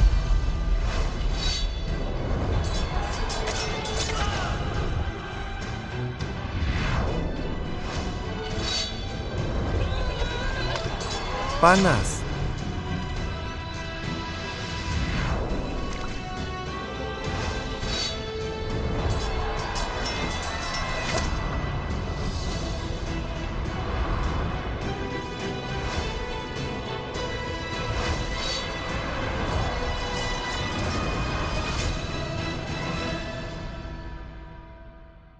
Panas.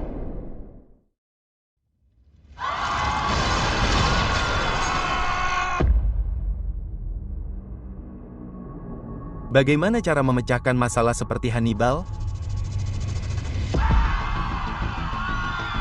Dalam krisis seperti ini, orang Romawi seringkali beralih ke agama. Apa yang terjadi? Apakah para dewa marah kepada kita? Para dewa pasti marah kepada kita. Tapi mengapa? Mengapa? Tahu mengapa? Dua perawan Vestal melanggar sumpah suci mereka dan kehilangan keperawanan mereka. Itulah sebabnya Hannibal menghajar kita.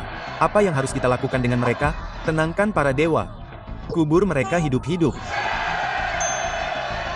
Siapa yang mereka tiduri? Itu orang-orang itu. Hah, apa yang harus kita lakukan dengan mereka? Hajar mereka sampai mati. Tak perlu dikatakan lagi, orang-orang Romawi itu panik.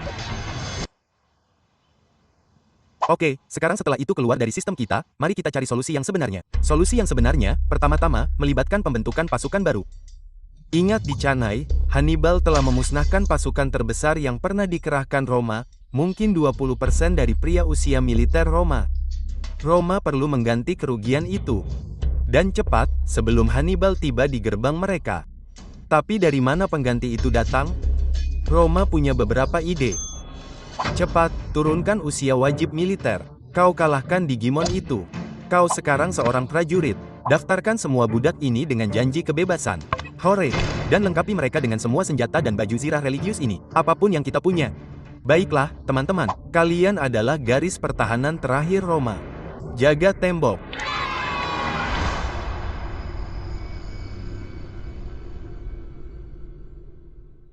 Setelah kekalahan yang menggemparkan di Cannae, orang-orang Romawi berharap Hannibal akan tiba di gerbang mereka kapan saja sekarang. Di perkemahan Hannibal, suasananya penuh kemenangan. Kita berhasil, kita menang. Jadi, kapan kita akan berbaris menuju Roma? Hari ini, aku bebas dalam 10 menit. Wah, pelan-pelan. Kita tidak akan ke Roma. Kita akan tetap di sini. Apa kau bodoh, Hannibal? Tidak. Aku pintar. Kita tidak perlu berbaris menuju Roma karena setelah apa yang kita lakukan, orang Romawi pasti akan menyerah. Lihat, hei, Jimbo, ya, Tuan, pergi ke kamar dan bahas persyaratan perdamaian. Ya, Tuan. Hei, aku di sini untuk membahas persyaratan perdamaian. Minggir. Mereka menyuruhku untuk minggir. Apa? Mereka tidak menyerah. Tidak. Dan mereka jahat. Hannibal belajar bahwa Roma memiliki sikap yang belum pernah terjadi sebelumnya terhadap penyerahan diri. Bahkan ketika Hannibal menawarkan tebusan ribuan tahanan kembali ke Roma, sebuah praktik yang cukup umum dalam peperangan kuno, orang Romawi menolak, memilih untuk membiarkan orang-orang mereka sendiri dijual sebagai budak daripada membayar sepeser pun kepada musuh. Jelas bahwa untuk mengalahkan Roma, Anda harus memusnahkan mereka. Jika ada orang Romawi yang masih berdiri, Anda belum menang. Namun, Hannibal tetap memutuskan untuk tidak maju ke Roma, dan itu adalah keputusan yang kontroversial. Bahkan salah satu komandannya sendiri pernah berkata kepadanya, "Hannibal, Anda tahu cara memenangkan pertempuran, tetapi Anda tidak tahu cara memenangkan perang."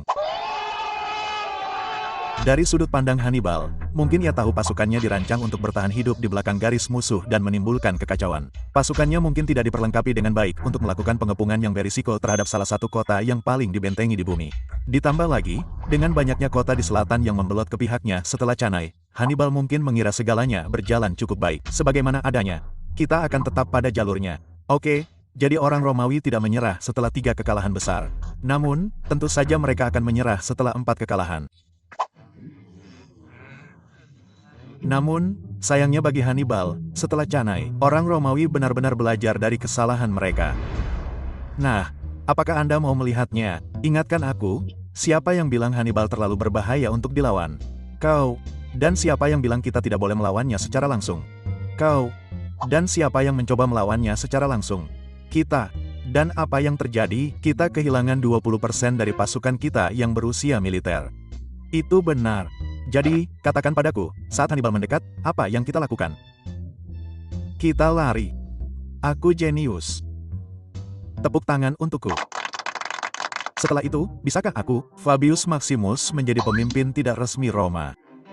Bahkan jika yang lain terpilih sebagai konsil, pengaruhnya tak tertandingi dan Roma dengan cepat kembali ke strategi Fabian untuk menghindari Hannibal. Mereka tahu mereka tidak bisa mengalahkannya. Jadi sebaliknya, mereka berharap setidaknya bisa menahannya. Mereka mengumpulkan pasukan dalam jumlah yang sangat besar, sebagian dengan merekrut remaja, budak, dan penjahat. Dan alih-alih mencoba melawan Hannibal, mereka malah mengalihkan perhatian mereka ke kota-kota selatan yang berbahaya yang telah berpindah pihak. Terima kasih telah bergabung dengan tim pemenang, teman-teman. Begini kesepakatannya. Yang perlu kau lakukan hanyalah menyediakan pasukan untukku dan mempertahankan kotamu sendiri karena aku akan terlalu sibuk untuk mempertahankannya untukmu. Sekarang, aku akan berbalik sebentar, melihat ke arah sini, dan ketika aku melihat ke belakang, sebaiknya kau tidak dibantai oleh rumor itu. Oh, demi Tuhan, bangsa Romawi menyebarkan legiun mereka yang baru dibentuk dan mulai menyerang kota-kota selatan di sana-sini, di mana-mana. Kota-kota selatan berharap mendapat perlindungan Hannibal, dan Hannibal dibanjiri permintaan bantuan. Ia terpaksa berlari mengelilingi Italia Selatan untuk mencoba mendorong pembelotan sambil menyelamatkan sekutunya sendiri. Namun ketika ia muncul, bangsa Romawi sering pergi, hanya untuk kembali begitu ia pergi lagi. Dan ketika kota-kota selatan ini mendapati diri mereka dihukum berat oleh bangsa Romawi, mereka mulai menyadari bahwa bergabung dengan Hannibal mungkin bukanlah ide yang bagus. Hei, kau pikir kau begitu hebat menyerang sekutuku? Mengapa kau tidak keluar dan menghadapiku? Karena kau menakutkan. Kota-kota selatan yang pelin-pelan sering berganti pihak tergantung pada siapa yang tampaknya menang. Dan seluruh situasi menjadi mimpi buruk bagi Hannibal untuk dikendalikan. Memainkan permainan pukul-pukul Romawi yang terus-menerus untuk menangkis pasukan musuh. Setelah beberapa saat yang lalu tampak hampir punah, orang Romawi berhasil membalikkan keadaan dengan menempatkan Hannibal dalam situasi sulit yang cerdik. Jika ia meninggalkan Italia Selatan, kota-kota selatan kemungkinan akan menyerah kepada Roma, yang berarti ia tidak dapat pergi. Dan karena orang Romawi tidak akan melawannya, ia tidak dapat menimbulkan kekalahan yang lebih berbahaya. Untuk saat ini, Hannibal telah dibungkam. Italia Selatan telah menjadi hadiahnya untuk kampanye Italia yang mengesankan. Namun orang-orang Romawi yang cerdik itu menemukan cara untuk mengambil hadiahnya dan mengubahnya menjadi penjaranya. Dengan strategi Fabian yang menetralkan Hannibal untuk saat ini, orang Romawi dibebaskan untuk memfokuskan kembali perhatian mereka ke front line. Selama ini, saat kita membahas Hannibal dan kampanye Italia dalam Perang Punisia kedua, pertempuran sebenarnya telah terjadi di tempat lain. Misalnya, pada tahun 216 SM, bangsa Romawi telah mengirim pasukan ke utara untuk menghukum suku-suku Keltik yang telah bergabung dengan Hannibal. Akan tetapi, saat bangsa Romawi memasuki hutan Latana, mereka tidak tahu bahwa suku Kelt yang cerdik telah memasang jebakan. Suku Kelt menjatuhkan pohon ke arah mereka, menghancurkan pasukan Romawi, dan mereka bahkan mengambil kepala komandan untuk digunakan sebagai cangkir minum keagamaan. Jadi, semuanya berjalan sangat buruk. Wah, sangat buruk. Namun, untungnya di medan perang lain keadaan berjalan sedikit lebih baik. Misalnya, mari kita lihat Sisilia. Setelah Canai, kekacauan internal di Syracuse menyebabkan sekutu lama Romawi ini beralih pihak karena menjadi pemenang lebih menyenangkan. Bangsa Kartago juga mendaratkan pasukan dengan harapan dapat merebut kembali pulau mereka yang hilang sementara prokonsul Romawi Claudius Marcellus bergerak untuk mengepung Syracuse. Pengepungan itu merupakan pukulan brutal bagi bangsa Romawi, sebagian besar karena kehadiran seorang ilmuwan dan matematikawan terkenal, Archimedes. Ia tinggal di Syracuse saat itu, dan ia menciptakan berbagai alat canggih untuk mempertahankan kota. Ada cakar raksasa yang dapat mencengkeram dan menghancurkan kapal-kapal Romawi, dan bahkan konon ada cermin besar yang dapat menyalakannya secara ajaib. Pasukan Kartago di pulau itu berusaha menyelamatkan Syracuse, tetapi untungnya bagi orang Romawi, mereka semua terkena diare dan kemudian meninggal. Akhirnya, di kota itu sendiri, hari festival keagamaan tahunan yang besar tiba, dan orang-orang Syracuse berkata, "Baiklah, kawan-kawan, kita telah menahan orang Romawi selama lebih dari setahun sekarang. Saya rasa kita pantas mendapatkan pesta kecil." Tuan, kita masih dikepung besar-besaran. Apakah Anda yakin mereka mungkin akan memanfaatkannya? Petik 2. Baiklah, Karl, saya memanfaatkan bar terbuka. Tuan, mereka punya alat pendobrak. Baiklah, Karl, saya akan memasukkan orfus ini ke dalam mulut saya. Tuan, mereka akan merobohkan tembok kita. Baiklah, Karl, saya akan berdansa di lantai dansa. Tuan, mereka benar-benar sudah di depan gerbang. Nah, Karl, saya benar-benar sudah di piring keju. Marcellus memanfaatkan pesta mabuk-mabukan itu, menyerbu kota, dan penjarahan pun terjadi. Dalam kekacauan itu, Marcellus memerintahkan agar Archimedes ditangkap hidup-hidup. Beberapa sumber mengatakan pasukan Romawi memasuki rumah Archimedes dan berkata, "Hei, apakah kamu ahli matematika? Pergi sana, saya sedang menggambar lingkaran." Petik 2. Lihat, saya hanya ingin tahu apakah kamu seorang kutu buku. Ayo, bro, keluar dari sini. Kamu mengacaukan lingkaran saya. Sekarang bukan saat yang tepat untuk menggambar lingkaran. Selalu saat yang tepat untuk menggambar lingkaran. Saya suka lingkaran. Kamu berhenti menggambar lingkaran atau saya bunuh kamu. Saya pilih lingkaran. Meskipun tidak berhasil mendapatkan Archimedes, pada tahun 210 SM, Romawi berhasil mendapatkan Sisilia dan juga memadamkan pemberontakan yang didukung Kartago di Sardinia yang berdekatan. Dua keberhasilan Romawi dan masih banyak lagi yang akan datang. Setelah Canai, Raja Philip kelima dari Makedonia melihat sebuah peluang. Ia khawatir dengan ekspansi Romawi baru-baru ini ke Iria. Jadi ketika ia melihat Hannibal memusnahkan orang-orang Romawi di Italia, ia berkata, "Ya ampun. Hei, Hannibal. Ya ampun, kau sangat keren. Ayo bentuk aliansi dan musnahkan orang-orang Romawi bersama-sama." Petik 2. Tentu. Ya. Hannibal berharap untuk mendapatkan bantuan Philip dalam melawan Roma. Namun, pasukan Romawi dikirim ke wilayah tersebut, menggerakkan lawan-lawan Yunani Philip lainnya, dan pada dasarnya membuat Philip terjebak di Yunani selama perang berlangsung. Keberhasilan Romawi lainnya. Namun, front utama yang diharapkan Roma untuk mendorong Kartago kembali adalah Spanyol. Kekayaan Spanyol menjadikannya salah satu harta Kartago yang paling berharga, dan orang-orang Romawi ingin melemahkannya. Ingatlah kembali pada awal perang, Scipio yang malang seharusnya pergi ke Spanyol tetapi akhirnya bergegas kembali ke Italia ketika ia menyadari Hannibal sedang menyeberangi pegunungan Alpen. Ia kemudian menghadapi Hannibal di Tekinus dan harus diselamatkan oleh putranya. Nah, setelah pulih dari luka-lukanya, ia melanjutkan rencana awalnya dan bergabung dengan saudaranya di Spanyol. Di sana, kedua bersaudara Scipio bertempur dengan sukses melawan saudara Hannibal, Hasdrubal. Selama beberapa tahun berikutnya, mereka memenangkan sejumlah kemenangan penting, bahkan merebut Sigunum, kota yang menjadi awal mula seluruh perang ini. Keberhasilan Romawi yang lebih banyak lagi. Sebuah tren tampaknya mulai muncul. Setiap kali orang Romawi melawan siapapun selain Hannibal, mereka biasanya menang. Mungkin front-front lain ini akan menjadi kunci bagi Roma untuk mengambil kembali kendali atas perang ini. Mungkin sudah waktunya bagi Roma untuk kembali ke cara lama mereka menjadi agresif dan ambisius. Dan mungkin akan membantu jika Roma memiliki Hannibal mereka sendiri.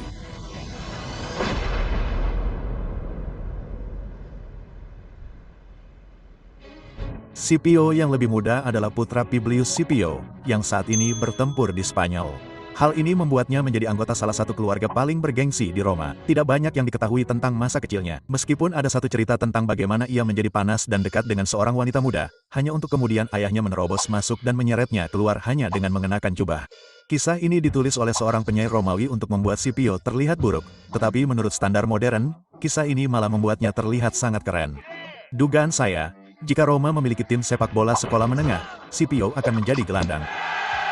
Scipio baru berusia 18 tahun ketika Perang Punisia kedua pecah. Ia berada di pertempuran Tekinus, tempat ia menyelamatkan ayahnya dan merupakan salah satu yang selamat dari pertempuran Cannae, yang setelahnya ia mengancam akan membunuh siapapun yang berani meninggalkan Roma. Ia adalah pemimpin alami dan sangat berani, sehingga ia naik pangkat di jajaran Romawi dengan sangat cepat. Kita membutuhkan tribun militer baru, tetapi Hannibal telah membunuh begitu banyak orang sehingga kita kehabisan pilihan. Masukkan saya, pelatih. Scipio, Anda baru berusia 20 tahun. Anda tidak bisa menjadi tribun. Ayo, pelatih, masukkan saya. Anda memang punya banyak keberanian. Baiklah, Anda diterima. Kita perlu memilih ele baru. Siapa yang tersisa? Masukkan saya, pelatih. Scipio, kamu tidak memenuhi persyaratan usia minimum. Aku bisa melakukannya, pelatih. Aku bisa melakukannya. Baiklah, kalau begitu, kamu masuk. Kamarku berantakan. Aku harus memasak makan malam. Oh, dan lihat itu, lalatku jatuh. Hidup ini menyebalkan. Masukkan aku, pelatih. Wow, kamu sangat pemberani. Namun, ketika Scipio berusia 25 tahun, dia menerima kabar buruk. Ayah dan pamannya di Spanyol telah dikalahkan dalam pertempuran. Dan yang mengejutkan, keduanya terbunuh. Berita itu pasti sangat menghancurkan bagi Scipio muda, tetapi juga menghancurkan bagi Roma, karena hampir semua keuntungan Spanyol mereka terhapus. Oke, dengarkan, kita butuh seseorang untuk pergi dan menggantikan Scipio di Spanyol. Jadi, siapa yang siap?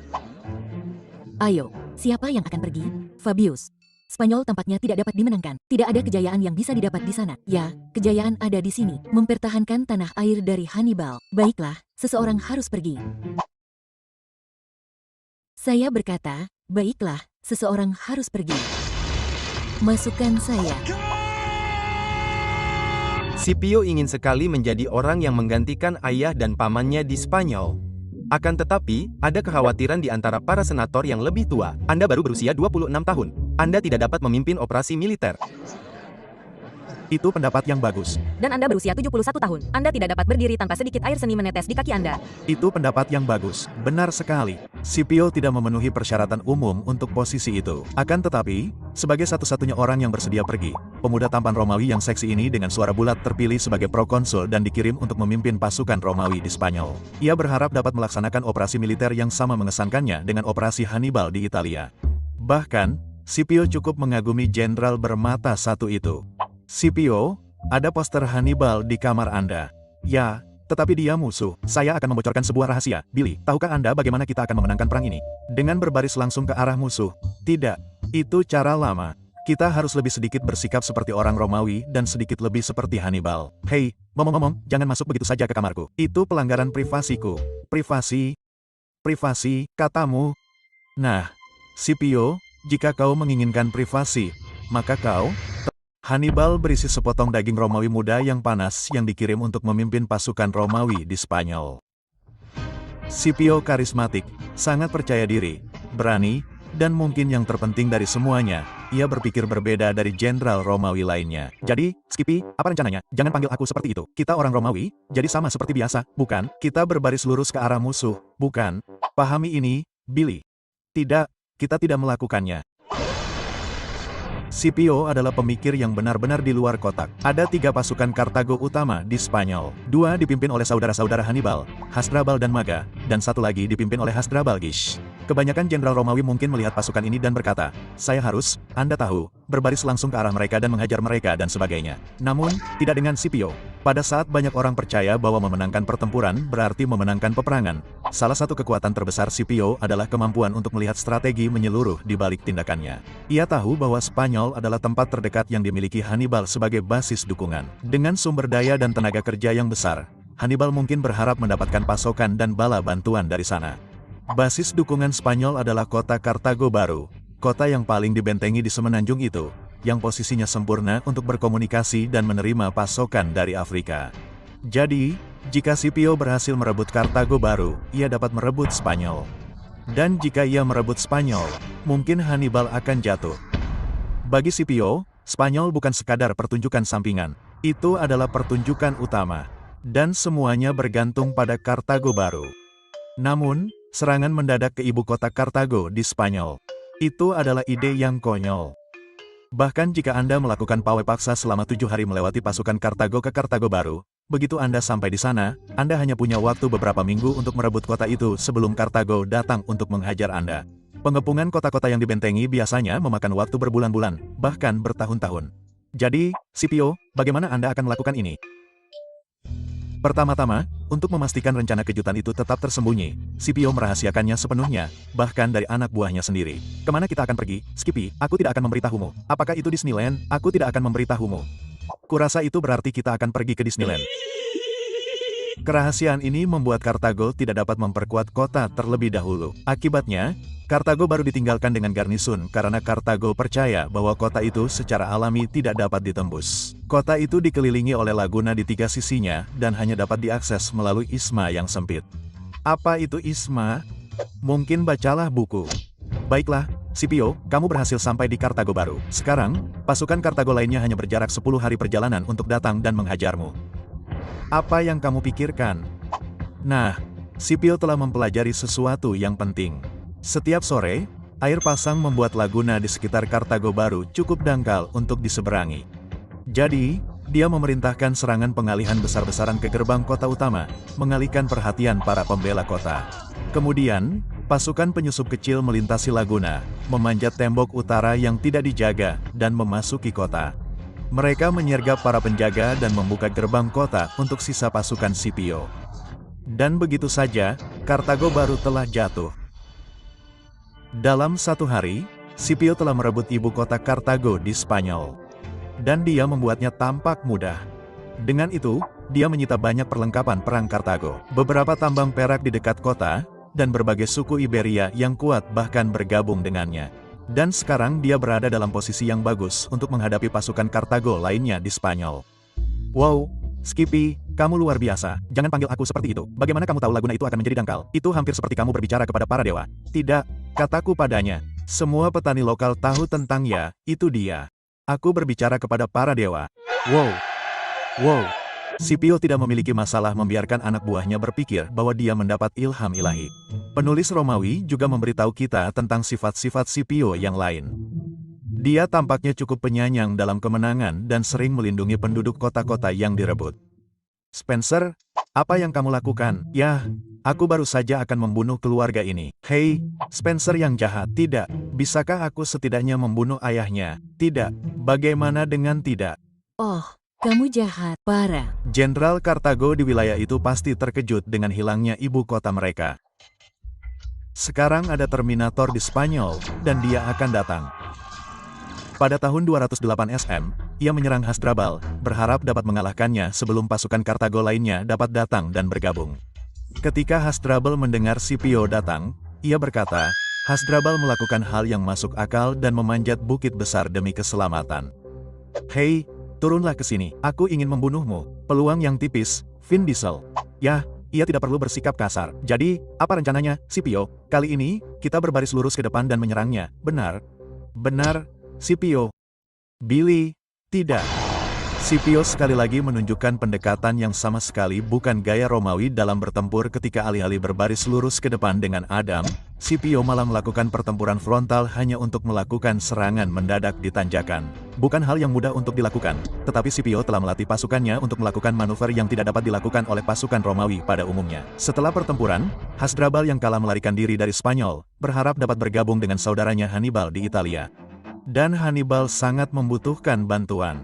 Ketika Scipio mendominasi Spanyol, perjuangan Hannibal di Italia Selatan terus berlanjut.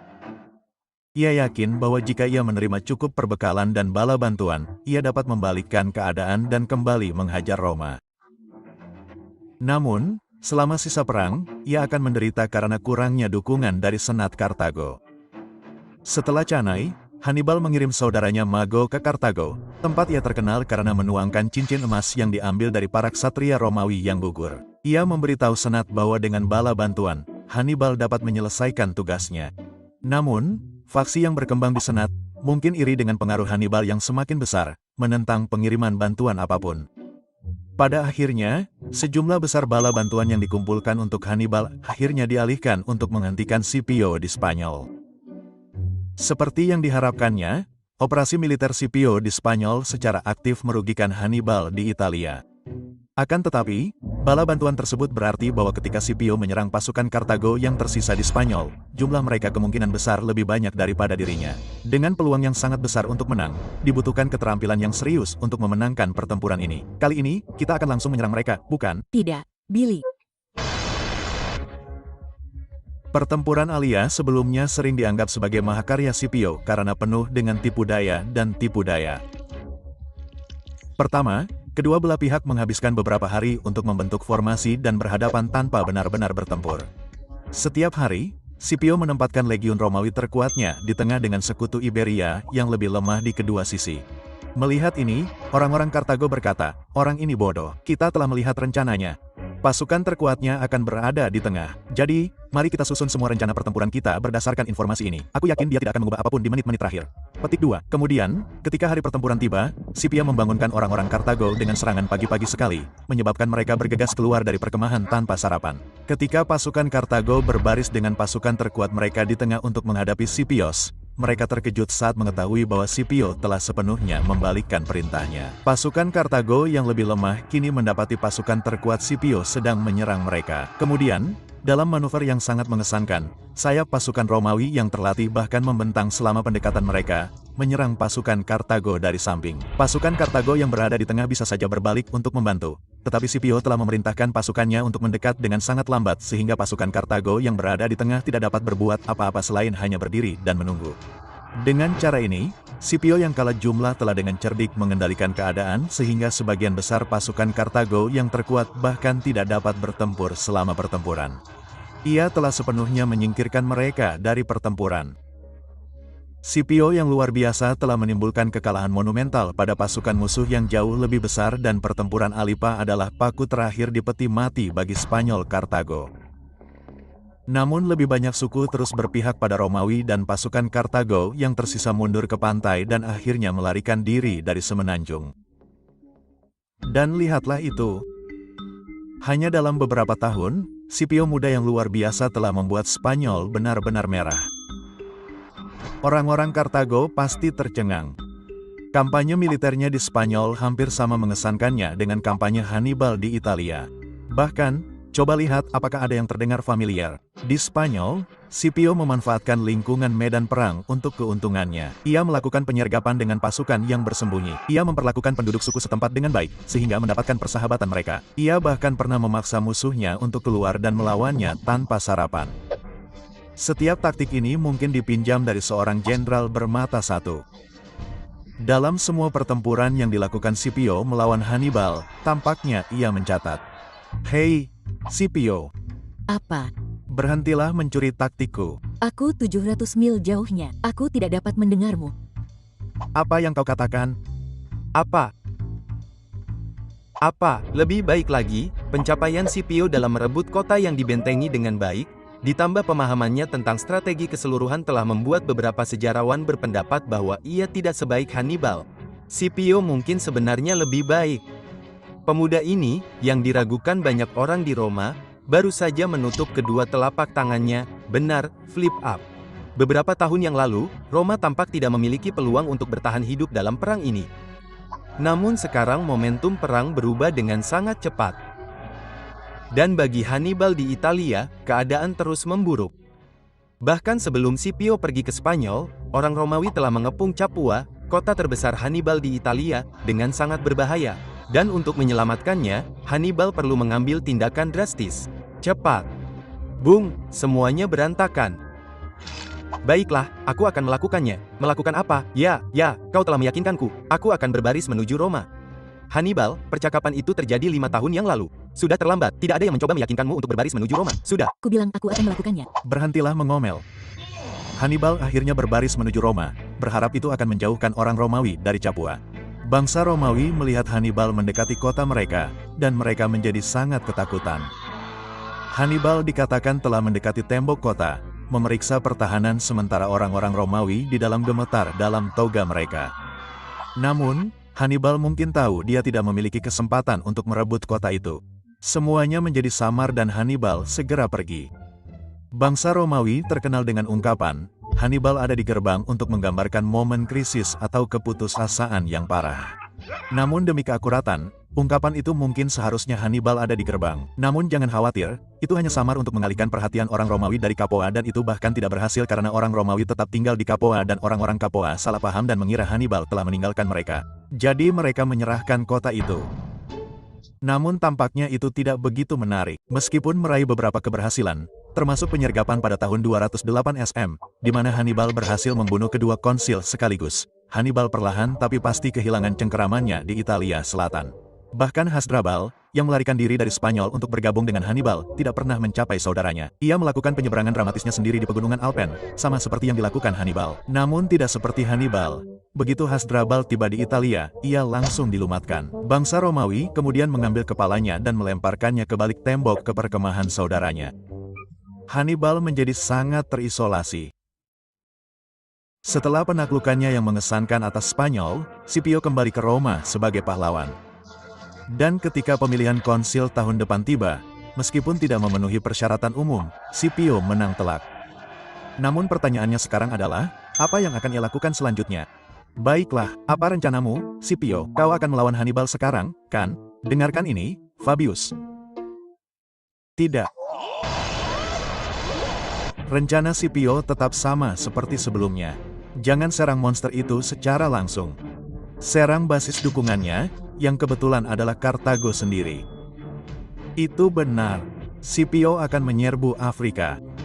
Namun, Scipio mengerti bahwa setiap invasi ke Afrika akan memiliki peluang yang jauh lebih baik jika ia dapat mengamankan aliansi dengan salah satu suku Afrika.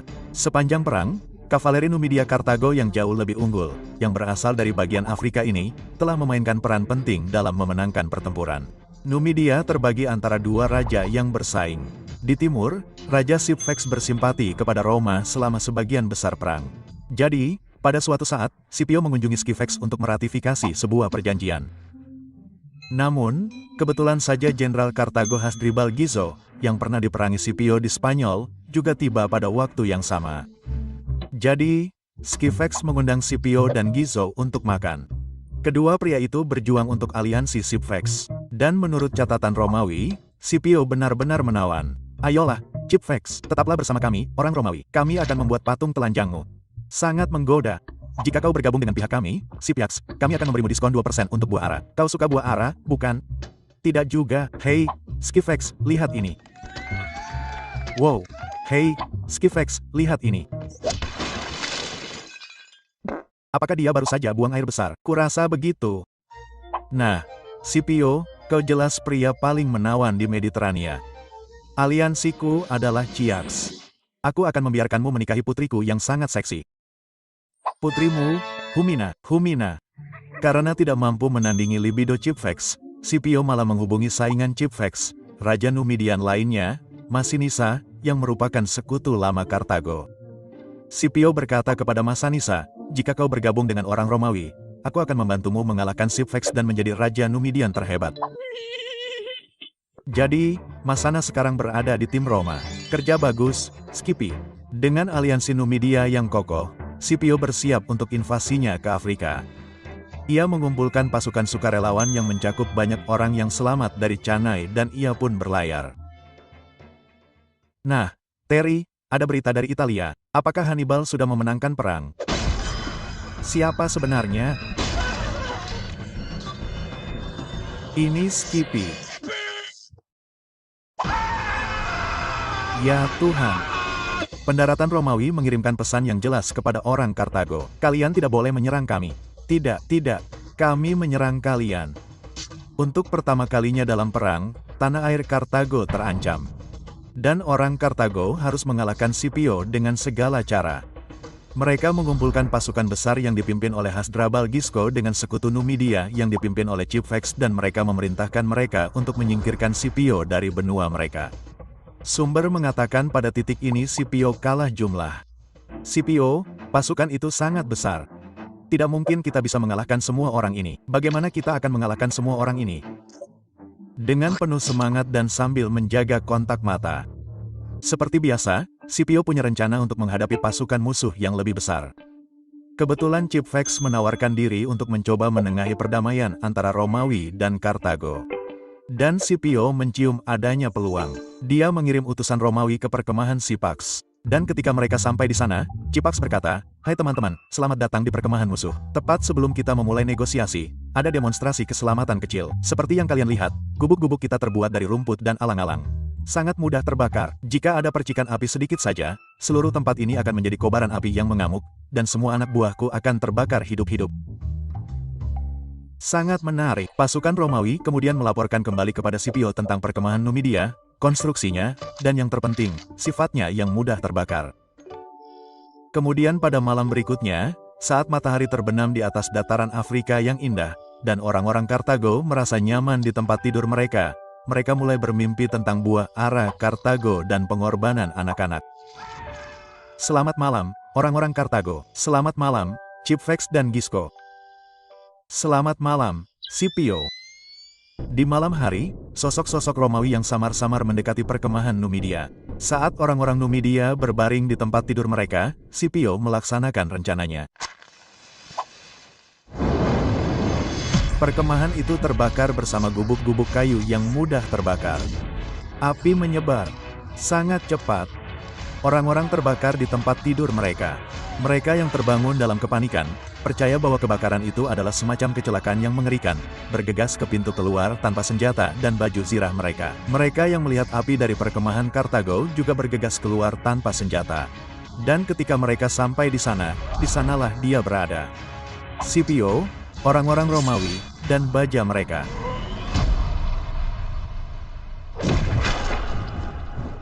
Orang-orang Kartago yang ketakutan dibantai dan dengan banyak korban, Hasrabal dan Cipfex melarikan diri dari tempat bencana.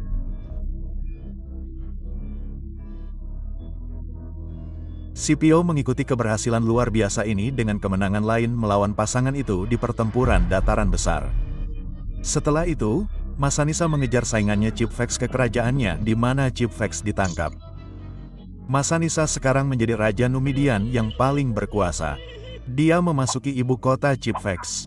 Dia merebut istana Skifex. Dia bahkan menikahi istri Cipfex. Dan ketika Scipio marah padanya karena menikahi seorang gadis Kartago, dia kemudian meracuni istrinya. Anak laki-laki akan menjadi anak laki-laki. Setelah mengalahkan pasukan Kartago di Afrika, hampir tidak ada yang bisa menghalangi Scipio dan Kartago. Dan orang-orang Kartago panik. Apa yang harus kita lakukan? Apa yang harus kita lakukan? Hanya ada satu hal yang harus dilakukan. Panggil dia kembali. Nah, Hannibal, kau sudah berada di Italia selama 16 tahun. Ini praktis rumahmu. Pada dasarnya kau orang Italia. Ya, Geralt. Dan aku bersenang-senang. Aku makan spaghetti dengan tanganku. Aku mengabdikan seluruh hidupku untuk kampanye ini. Dan begitu Roma jatuh, semuanya akan sia-sia. Hannibal, kau harus kembali ke Kartago. Kampanyemu di Italia sia-sia. Seluruh hidupmu sia-sia. Tidak. Bayangkan menjadi Hannibal saat ini. Kau meninggalkan Kartago saat kau berusia 9 tahun. Kau mungkin bahkan hampir tidak mengenali tanah airmu sendiri. Kerajaan yang telah dibangunnya di Spanyol setelah ayahnya pergi. Dan sekarang kampanyenya di Italia, balas dendamnya. Apakah semuanya benar-benar sia-sia? Tapi begitulah adanya. Kartago berada di bawah ancaman, dan Hannibal harus melindungi kota kelahirannya. Saat ia meninggalkan Italia. Di Roma, ada perayaan, tetapi juga sedikit kekhawatiran. Sekarang Scipio harus menghadapi Hannibal di Afrika. Tempat Hannibal akan memiliki keuntungan sebagai tuan rumah.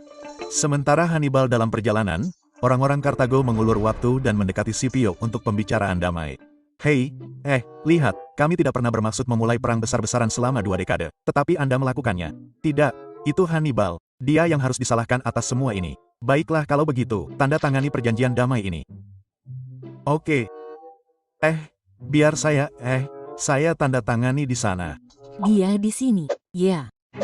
Oh, lihat siapa yang di sini. Dasar brengsek, kau sudah mati sekarang, Skippy. Jangan panggil aku seperti itu.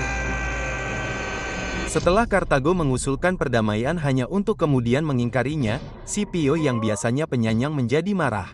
Dia mulai menolak untuk menerima penyerahan kota dan malah mulai membakar semuanya hingga rata dengan tanah, menjual semua orang sebagai budak. Hannibal, dia membakar kota-kota kita. Hentikan dia, teman-teman. Dia jelas-jelas mencoba memancingku keluar sana untuk bertarung di dataran datar tempat pasukan kavaleri Numidiannya akan memberinya keuntungan. Itu tipuan. Nah, itu berhasil. Pergi dan lawan dia. Itu jelas jebakan, dan kita akan tertipu. Pergi dan lawan dia. Hannibal berangkat untuk menemui Scipio di dataran barat. Dan disinilah ujian terakhir Scipio. Akhirnya, sang guru akan menghadapi sang murid, dua jenderal terhebat sepanjang masa, dalam satu pertempuran terakhir yang menentukan. Akankah kejeniusan Hannibal tetap bersinar? Atau akankah Scipio membuktikan bahwa dia telah melampaui sang guru? Sebelum pertempuran, kedua jenderal hebat itu berkuda keluar dari perkemahan mereka dan bertemu langsung untuk pertama kalinya. Hannibal, aku penggemar beratmu. Kupikir kau akan memiliki lebih banyak rambut, dan kupikir kau akan memiliki lebih banyak mata. Benar. Mereka kemudian mengobrol, yang akan kuparafrasekan. Hannibal berkata, pada awal perang ini, aku sangat beruntung di Italia.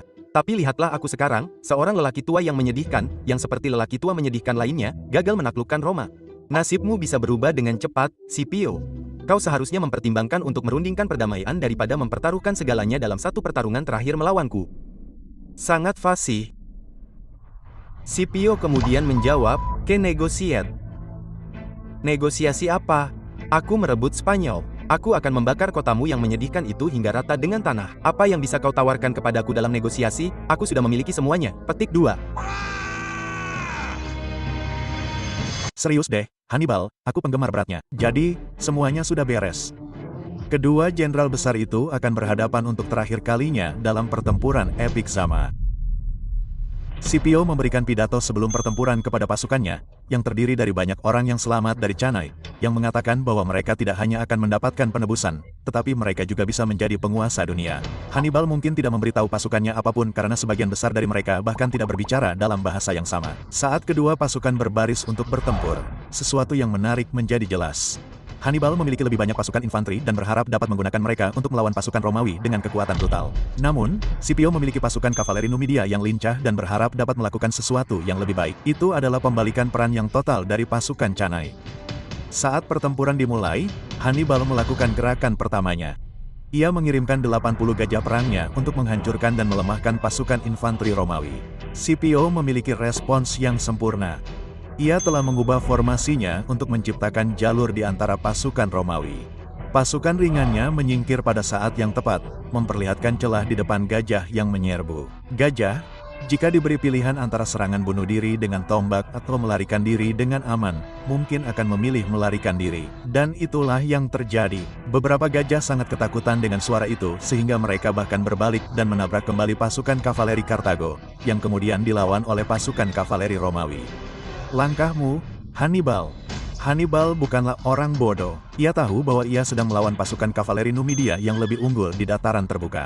Jadi, ketika pasukan kavalerinya yang lebih lemah akhirnya diusir dari medan perang, ia mungkin tidak terkejut dan berharap pasukan kavaleri Romawi akan terpancing sejauh mungkin dari medan perang karena pasukan infanterinya butuh waktu untuk melakukan tugas kecil yang cerdik. Hannibal memiliki keunggulan jumlah dan ia telah menempatkan pasukannya dalam 3 baris. Pasukan yang lebih lemah berada di garis depan sementara pasukan terbaiknya, pasukan yang telah bersamanya di Italia, berada di belakang. Ketika pasukan Romawi menyerbu garis depan yang lebih lemah, mereka berhasil menembusnya, tetapi menderita kerugian dan kelelahan saat melakukannya. Begitu pula dengan garis kedua Hannibal, sehingga ketika pasukan Romawi mencapai garis ketiga Hannibal yang lebih unggul, kedua belah pihak mungkin sekarang memiliki jumlah yang hampir sama. Tetapi pasukan Romawi yang kelelahan baru saja bertempur habis-habisan untuk sampai di sana. Sementara pasukan Kartago yang tersisa masih segar dan siap untuk pergi. Hannibal tetaplah seorang jenius. Dan disinilah perlombaan terakhir dimulai. Bisakah infanteri Hannibal yang lebih kuat menghabisi pasukan Romawi sebelum pasukan kavaleri Romawi kembali dari pengejaran mereka? Siapa yang akan lebih cepat? Infanteri Kartago atau kavaleri Romawi? Jawabannya, kavaleri. Mereka menghentikan pengejaran tepat pada waktunya untuk berbalik dan menyerang Hannibal dari belakang. Dan itulah langkah yang menentukan. Saat pasukan Kartago yang terjepit dibantai, Hannibal tahu dia telah kalah dan dia melarikan diri dari medan perang. Itu adalah pertempuran yang menurut beberapa sejarawan diperjuangkan dengan baik oleh kedua belah pihak. Keduanya menunjukkan kejeniusan mereka, tetapi keberuntungan berpihak pada Scipio. Dengan hanya beberapa ribu korban Romawi dibandingkan dengan 40.000 pasukan Kartago, Scipio menang. Hannibal memberitahu Senat Kartago bahwa sudah waktunya untuk menyerah. Perang selama 17 tahun akhirnya berakhir. Persyaratan yang diberikan Roma kepada Kartago sangat keras. Mereka kehilangan wilayah dan dilarang memulai perang lagi dengan siapapun tanpa izin eksplisit dari Roma. Kartago pada dasarnya menjadi negara klien Romawi yang lemah. Lalu bagaimana dengan kedua jenius militer ini? Nah, Scipio kembali ke Roma dengan kemenangan atas kemenangannya di Afrika. Dia diberi gelar Scipio Africanis. Dia telah menyelamatkan Roma dari ancaman eksistensial.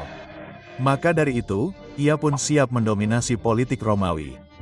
Ia bahkan ditawari untuk menjadi konsil seumur hidup, tetapi ia menolaknya dengan rendah hati. Namun, karena politik seperti itu, kecemburuan akhirnya tumbuh. Scipio dan keluarganya akhirnya berjuang melawan tuduhan korupsi dan Scipio, yang mungkin sudah bosan dengan politik Romawi, pensiun ke rumah pedesaan yang bagus di tepi pantai.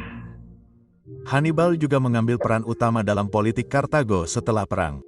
Namun sekali lagi, karena kecemburuan, perpecahan, dan kemungkinan ditangkap oleh orang Romawi, ia akhirnya diasingkan. Ia menghabiskan sisa hidupnya di timur, bahkan menjadi penasihat musuh-musuh Roma. Kebencian Roma terhadap Hannibal terus berlanjut dan mereka tidak pernah berhenti berharap suatu hari nanti dapat menangkap monster itu. Ada sebuah kisah yang menceritakan bagaimana ketika Hannibal yang jauh lebih tua sedang bersantai di kota Efesus, sebuah delegasi Romawi dikirim ke kota itu dan dalam delegasi itu ada Scipio Africanis. Kedua pria itu bertemu untuk kedua kalinya dan mereka tampaknya cukup akur. Scipio bertanya kepada Hannibal siapa menurutnya 3 jenderal terhebat sepanjang masa. Hannibal menempatkan Alexander Agung di nomor 1, Pius dari Papyrus di nomor 2, dan dirinya sendiri di posisi ketiga. Scipio kemudian bertanya, bagaimana jika kau mengalahkanku di Zama? Baiklah, Scipio, kalau begitu aku akan menjadi jenderal terhebat sepanjang masa. Panggil saja aku Skippy, petik 2. Akhirnya, sekitar tahun 183 SM, Hannibal, yang saat itu berusia 60-an, terancam ditangkap oleh Romawi. Setelah hidup lama, ia memilih untuk meminum racun. Menurut Libby, kata-kata terakhirnya, mari kita lepaskan rasa cemas bangsa Romawi yang telah lama mereka alami, karena mereka pikir kesabaran mereka akan terkuras habis jika harus menunggu kematian seorang lelaki tua. Wow, Hannibal, sungguh akhir yang bermartabat. Menjijikan, dan begitulah. Perang Punisia kedua akhirnya berakhir. Butuh waktu 17 tahun untuk mengakhiri perang dan secara pribadi, membuat video-video ini juga telah mengurangi 17 tahun dari hidupku. Kartago mulai pulih dari perang dengan sangat cepat, namun, kecemasan atas Kartago tetap ada di Roma.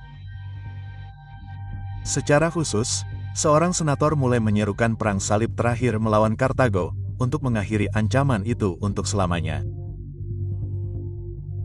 Ia terkenal karena mengakhiri semua pidatonya dengan satu frasa tunggal, salah satu frasa paling terkenal dalam sejarah Romawi. Leute, kommt mal her, ich habe gute und schlechte Nachrichten. Hast du gute und frohe Nachrichten gesagt? Nein, ich habe gute und schlechte Nachrichten gesagt. Sehr schlechte Nachrichten. Es geht das Gerücht dass in den nächsten Jahrzehnten eine schreckliche Seuche aus Zentralasien kommen wird, die halb Europa auslöschen wird. Was sind die guten Nachrichten? Habt ihr ein Heilmittel? Bitte sagt, dass ihr ein Heilmittel habt. Nein. Noch besser. Die gute Nachricht ist, dass wir einen neuen Eimer für diese Stadt haben. Nun, um den Krieg des Eimers zu verstehen, müssen wir zuerst über diesen Typen sprechen. Er ist der Mann mit der Pflanze, der Wirt mit dem meisten. Er ist heilig, demütig. Er isst Ravioli mit weißem Cassis, passender Pelagrina und hat das geschmackvollste aller Fransengesichter. Leute, ihr wisst schon, wen ich meine. Es ist der Papst, das Oberhaupt der größten religiösen Organisation der Welt. Aber was wäre, wenn ich euch sagen würde, dass er nicht immer der große, böse Bube war, für den er heute oft gehalten wird? Das ist richtig. Im Laufe der Geschichte sah sich das Papsttum oft gezwungen, gegen Widrigkeiten und Widerstände anzukämpfen, um seine Autorität zu behalten. Die ersten Päpste litten beispielsweise unter der brutalen Verfolgung durch das Römische Reich und viele starben den Märtyrertod, wie Papst Clemens I., der angeblich mit einem Anker um den Hals ins Meer geworfen wurde. Das Positive daran ist jedoch, dass er heute der Schutzpatron ist, ein Fischer. Nach dem Ende der Verfolgung wurde der Papst immer noch stark von weltlichen Königen und dem Adel kontrolliert. Über 2 Jahrhunderte lang entschied im Grunde der byzantinische Kaiser, wer Papst werden durfte. Dann kam ein echter Tiefpunkt während des sogenannten dunklen Zeitalters. Eine Zeit, in der adlige Frauen den Papst kontrollierten, durch, wie soll ich das ausdrücken, weiblichen Charme. Hier etwa trat einst ein berüchtigter Papst Johannes XII. Sein Amt an. Dieser Bad Boy veranstaltete, wie soll ich es ausdrücken, freche Partys ohne Klamotten im Lateranpalast. Und anscheinend geschah das sogar. Komm schon, Zeus, gib mir eine 6. Habe ich Zeus gesagt? Ich meinte Thor. Ra, der ägyptische Sonnengott. Verdammt, wen verehren wir? Vielleicht sollten Sie das lesen, Eure Heiligkeit. Am Anfang schuf Gott Himmel und Erde. Wow, das ist verrückt. Papst Johannes XII. Starb schließlich genauso, wie er gelebt hatte. Er wurde auf frischer Tat ertappt von einem wütenden Ehemann, der den Papst hochhob und aus dem Fenster warf. Was ich damit sagen will, ist, dass der Papst oft eine sehr schwache und korrumpierbare Figur war und regelmäßig von weltlichen Führern als Werkzeug benutzt und kontrolliert wurde, um ihre eigene Macht und ihren Einfluss zu vergrößern. Und ein gewisses Element davon gab es sicherlich im Jahr 800, als der Papst und das Königreich der Franken gute beste Freunde waren und der König der Franken, Karl der Große, meinte, hey, Mann, König der Franken zu sein, ist ja ganz nett und schön, aber ich will mehr Legitimität und außerdem die Fortsetzung des Römischen Reiches werden. Na und, Sam, als Gegenleistung für meinen Schutz, du krönst mich zum Kaiser, damit mich alle mehr respektieren. Klar doch, Kumpel, wir halten die Zeremonie morgen ab. Karl der Große, König der Franken. Hiermit kröne ich dich zum Kaiser des Westens. Oh, meine Güte, damit habe ich überhaupt nicht gerechnet. Was für eine Überraschung. Ich kann das einfach nicht annehmen. Oh, okay, ich schätze, ich lege das einfach hier zurück. Gib mir die Krone. Karls Krönung zum Kaiser war sicherlich ein historischer Moment. Aber sie schuf auch ein interessantes Problem. Sie schuf den Präzedenzfall, dass von nun an nur noch der Papst einen Kaiser krönen konnte. Der Papst stand aber auch sehr stark unter dem Einfluss und der Kontrolle Karls des Großen. Wer hatte hier also wirklich die Macht? Der Papst oder der Kaiser? Ich bin mir sicher, dass dieser Konflikt niemanden das Leben kosten wird. Bischof von Reising, wir möchten uns noch einmal für Ihren Besuch in unserer wunderschönen Stadt bedanken. Es war mir eine Ehre, das Vergnügen ist ganz meinerseits. Und was für ein wunderschöner Rundgang das war. Ich habe die Stadtmauern gesehen, ich habe die Türme gesehen. Das könnte doch nichts toppen. Oh, oder? Denn das Beste kommt zum Schluss. Tada! Ja. Das ist ja sehr interessant. Ist das nicht das Größte, was Sie je gesehen haben? Naja, ich meine, es ist nur ein Eimer. Schafft ihn hier raus. Im Laufe der Zeit entwickelten sich Karls der Große als Kaiser und das Königreich der Franken nach und nach zum Heiligen Römischen Reich. Und mittlerweile waren der Papst und der Kaiser keine besonders guten Freunde mehr. Da sich keiner mehr darauf einigen konnte, wer hier der Boss war. Um die Sache noch schlimmer zu machen, hatte der Kaiser damit begonnen, seine eigenen Bischöfe und Äbte zu besetzen. Was bedeutet das? Nun, lasst es mich erklären. Das Problem für den Heiligen Römischen Kaiser war, dass sein Reich nicht wirklich ein Imperium war, sondern eher eine albtraumhafte Föderation aus Hunderten von Grafschaften, Herzogtümern, Bischöfen und mehr. Die Fürsten, die für diese lokalen Regionen verantwortlich waren, waren dem Kaiser oft nicht loyal. Der deutsche Adel verbrachte einen Großteil seiner Zeit damit, gegen den Kaiser zu rebellieren. Und der Kaiser verbrachte einen Großteil seiner Zeit damit, diese Aufstände niederzuschlagen. Können wir sie loswerden? Wer? Den gesamten Adel. Werdet sie los und sucht euch neue aus, die mir treu sind. Ihr könnt doch nicht einfach Adelsfamilien aus ihrem Gebiet entfernen. Bitte. Oh, okay. Wie wäre es damit? Einige dieser Gebiete werden von Bischöfen und Äbten regiert. Und als heiliger römischer Kaiser, der von vielen als Stellvertreter von Jesus Christus selbst angesehen wird, kannst du vielleicht entscheiden, wer Bischof und Abt wird. Juhu. Jetzt ist es Zeit, das Licht auszumachen und schlafen zu gehen. Okay, ich liebe dich. Okay. Gute Nacht. Moment mal, das ist Verdorbenheit. Der Zweck der Kirche besteht nicht darin, dass er seine eigene Autorität und Macht vergrößert. Es geht darum, dass ich meine eigene Autorität und Macht vermehre. Was ist mit Jesus, eure Heiligkeit? Was? Ich dachte, der Zweck der Kirche sei es, die gute Botschaft von Jesus Christus zu verbreiten. Wie betrunken bist du? Sehr. In Ordnung.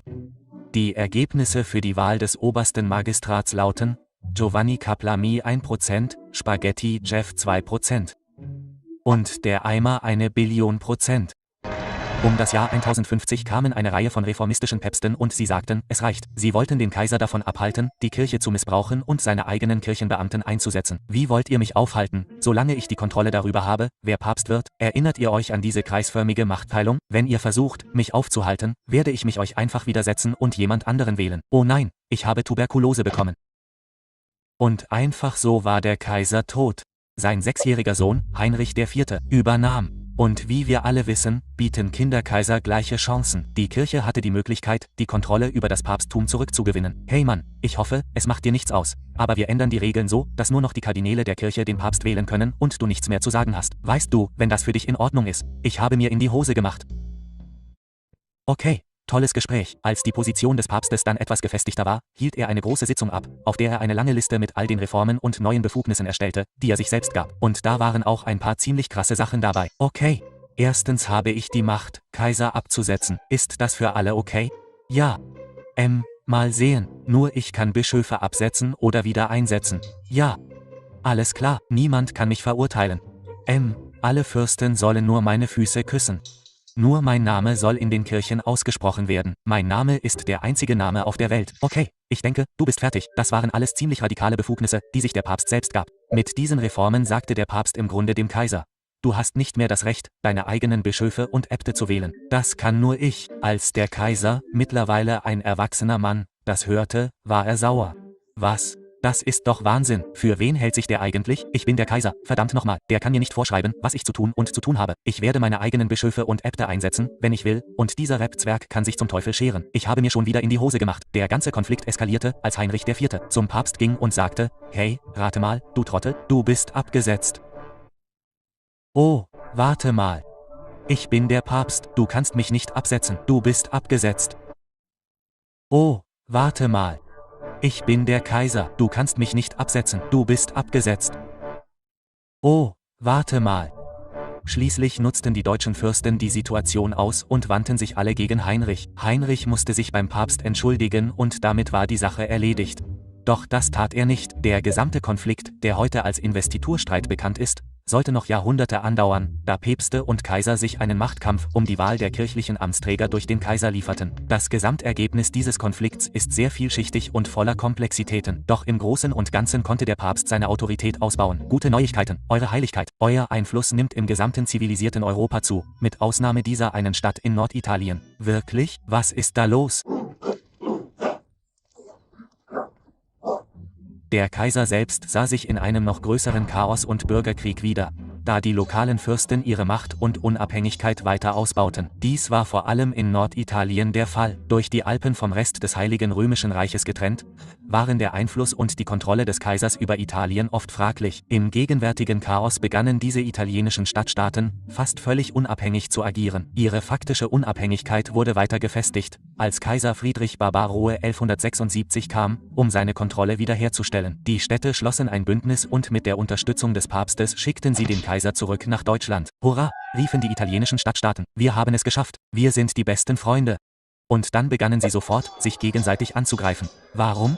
Nun, diese ganze Sache Papst gegen Kaiser war zumindest in Italien bis ins Mark in die Gesellschaft eingedrungen. In ganz Italien waren Familien und Städte zwischen zwei gegnerischen Seiten hin und her gerissen. Auf der einen Seite die Gs, die die Sache des Papstes unterstützten. Auf der anderen Seite die Ghibellinen, die den Kaiser unterstützten. Diese beiden Seiten kämpften um die Kontrolle, während die G-Städte gegen die Ghibellinen kämpften. Wie immer spielten persönliche Interessen eine ziemlich große Rolle, da die papstfreundlichen G-Städte in der Regel reiche Handelsstädte waren, denen die Steuern des Kaisers missfielen. Die den Kaiser unterstützenden Ghibellinen hingegen waren oft Bauern, deren expandierende Ländereien eine größere Bedrohung darstellten. Diese Städte wechselten manchmal sogar die Seiten, je nachdem, wer gerade das Sagen hatte und welche persönlichen Interessen sie hatten. In einigen Städten brachen brutale Kämpfe auf den Straßen aus, da verfeindete Familien um die Kontrolle kämpften. Zeitweise wurde der Konflikt so stammesspezifisch, dass die Differenzen zwischen den beiden Seiten einfach nur albern waren. Meine Liebe, ich kann es nicht ertragen. Wir müssen zusammenhalten. Aber wie können wir das? Meine Ghibelling-Familie trägt Federn auf der linken Seite ihrer Mützen und deine G-Familie trägt sie auf der rechten. Meine Ghibelling-Familie schneidet Obst gerade nach unten und deine G-Familie schneidet Obst kreuzweise. Das sind willkürliche Differenzen. Wir sollten nicht zulassen, dass sie uns auseinanderreißen. Wir können zusammenhalten, egal, was unsere Familien denken. Wunderbare Neuigkeiten. Lasst uns auf unsere Liebe anstoßen. Ich werde aus meinem glatten Ghibellin-Becher trinken und ich werde aus meinem ziselierten G-Becher trinken.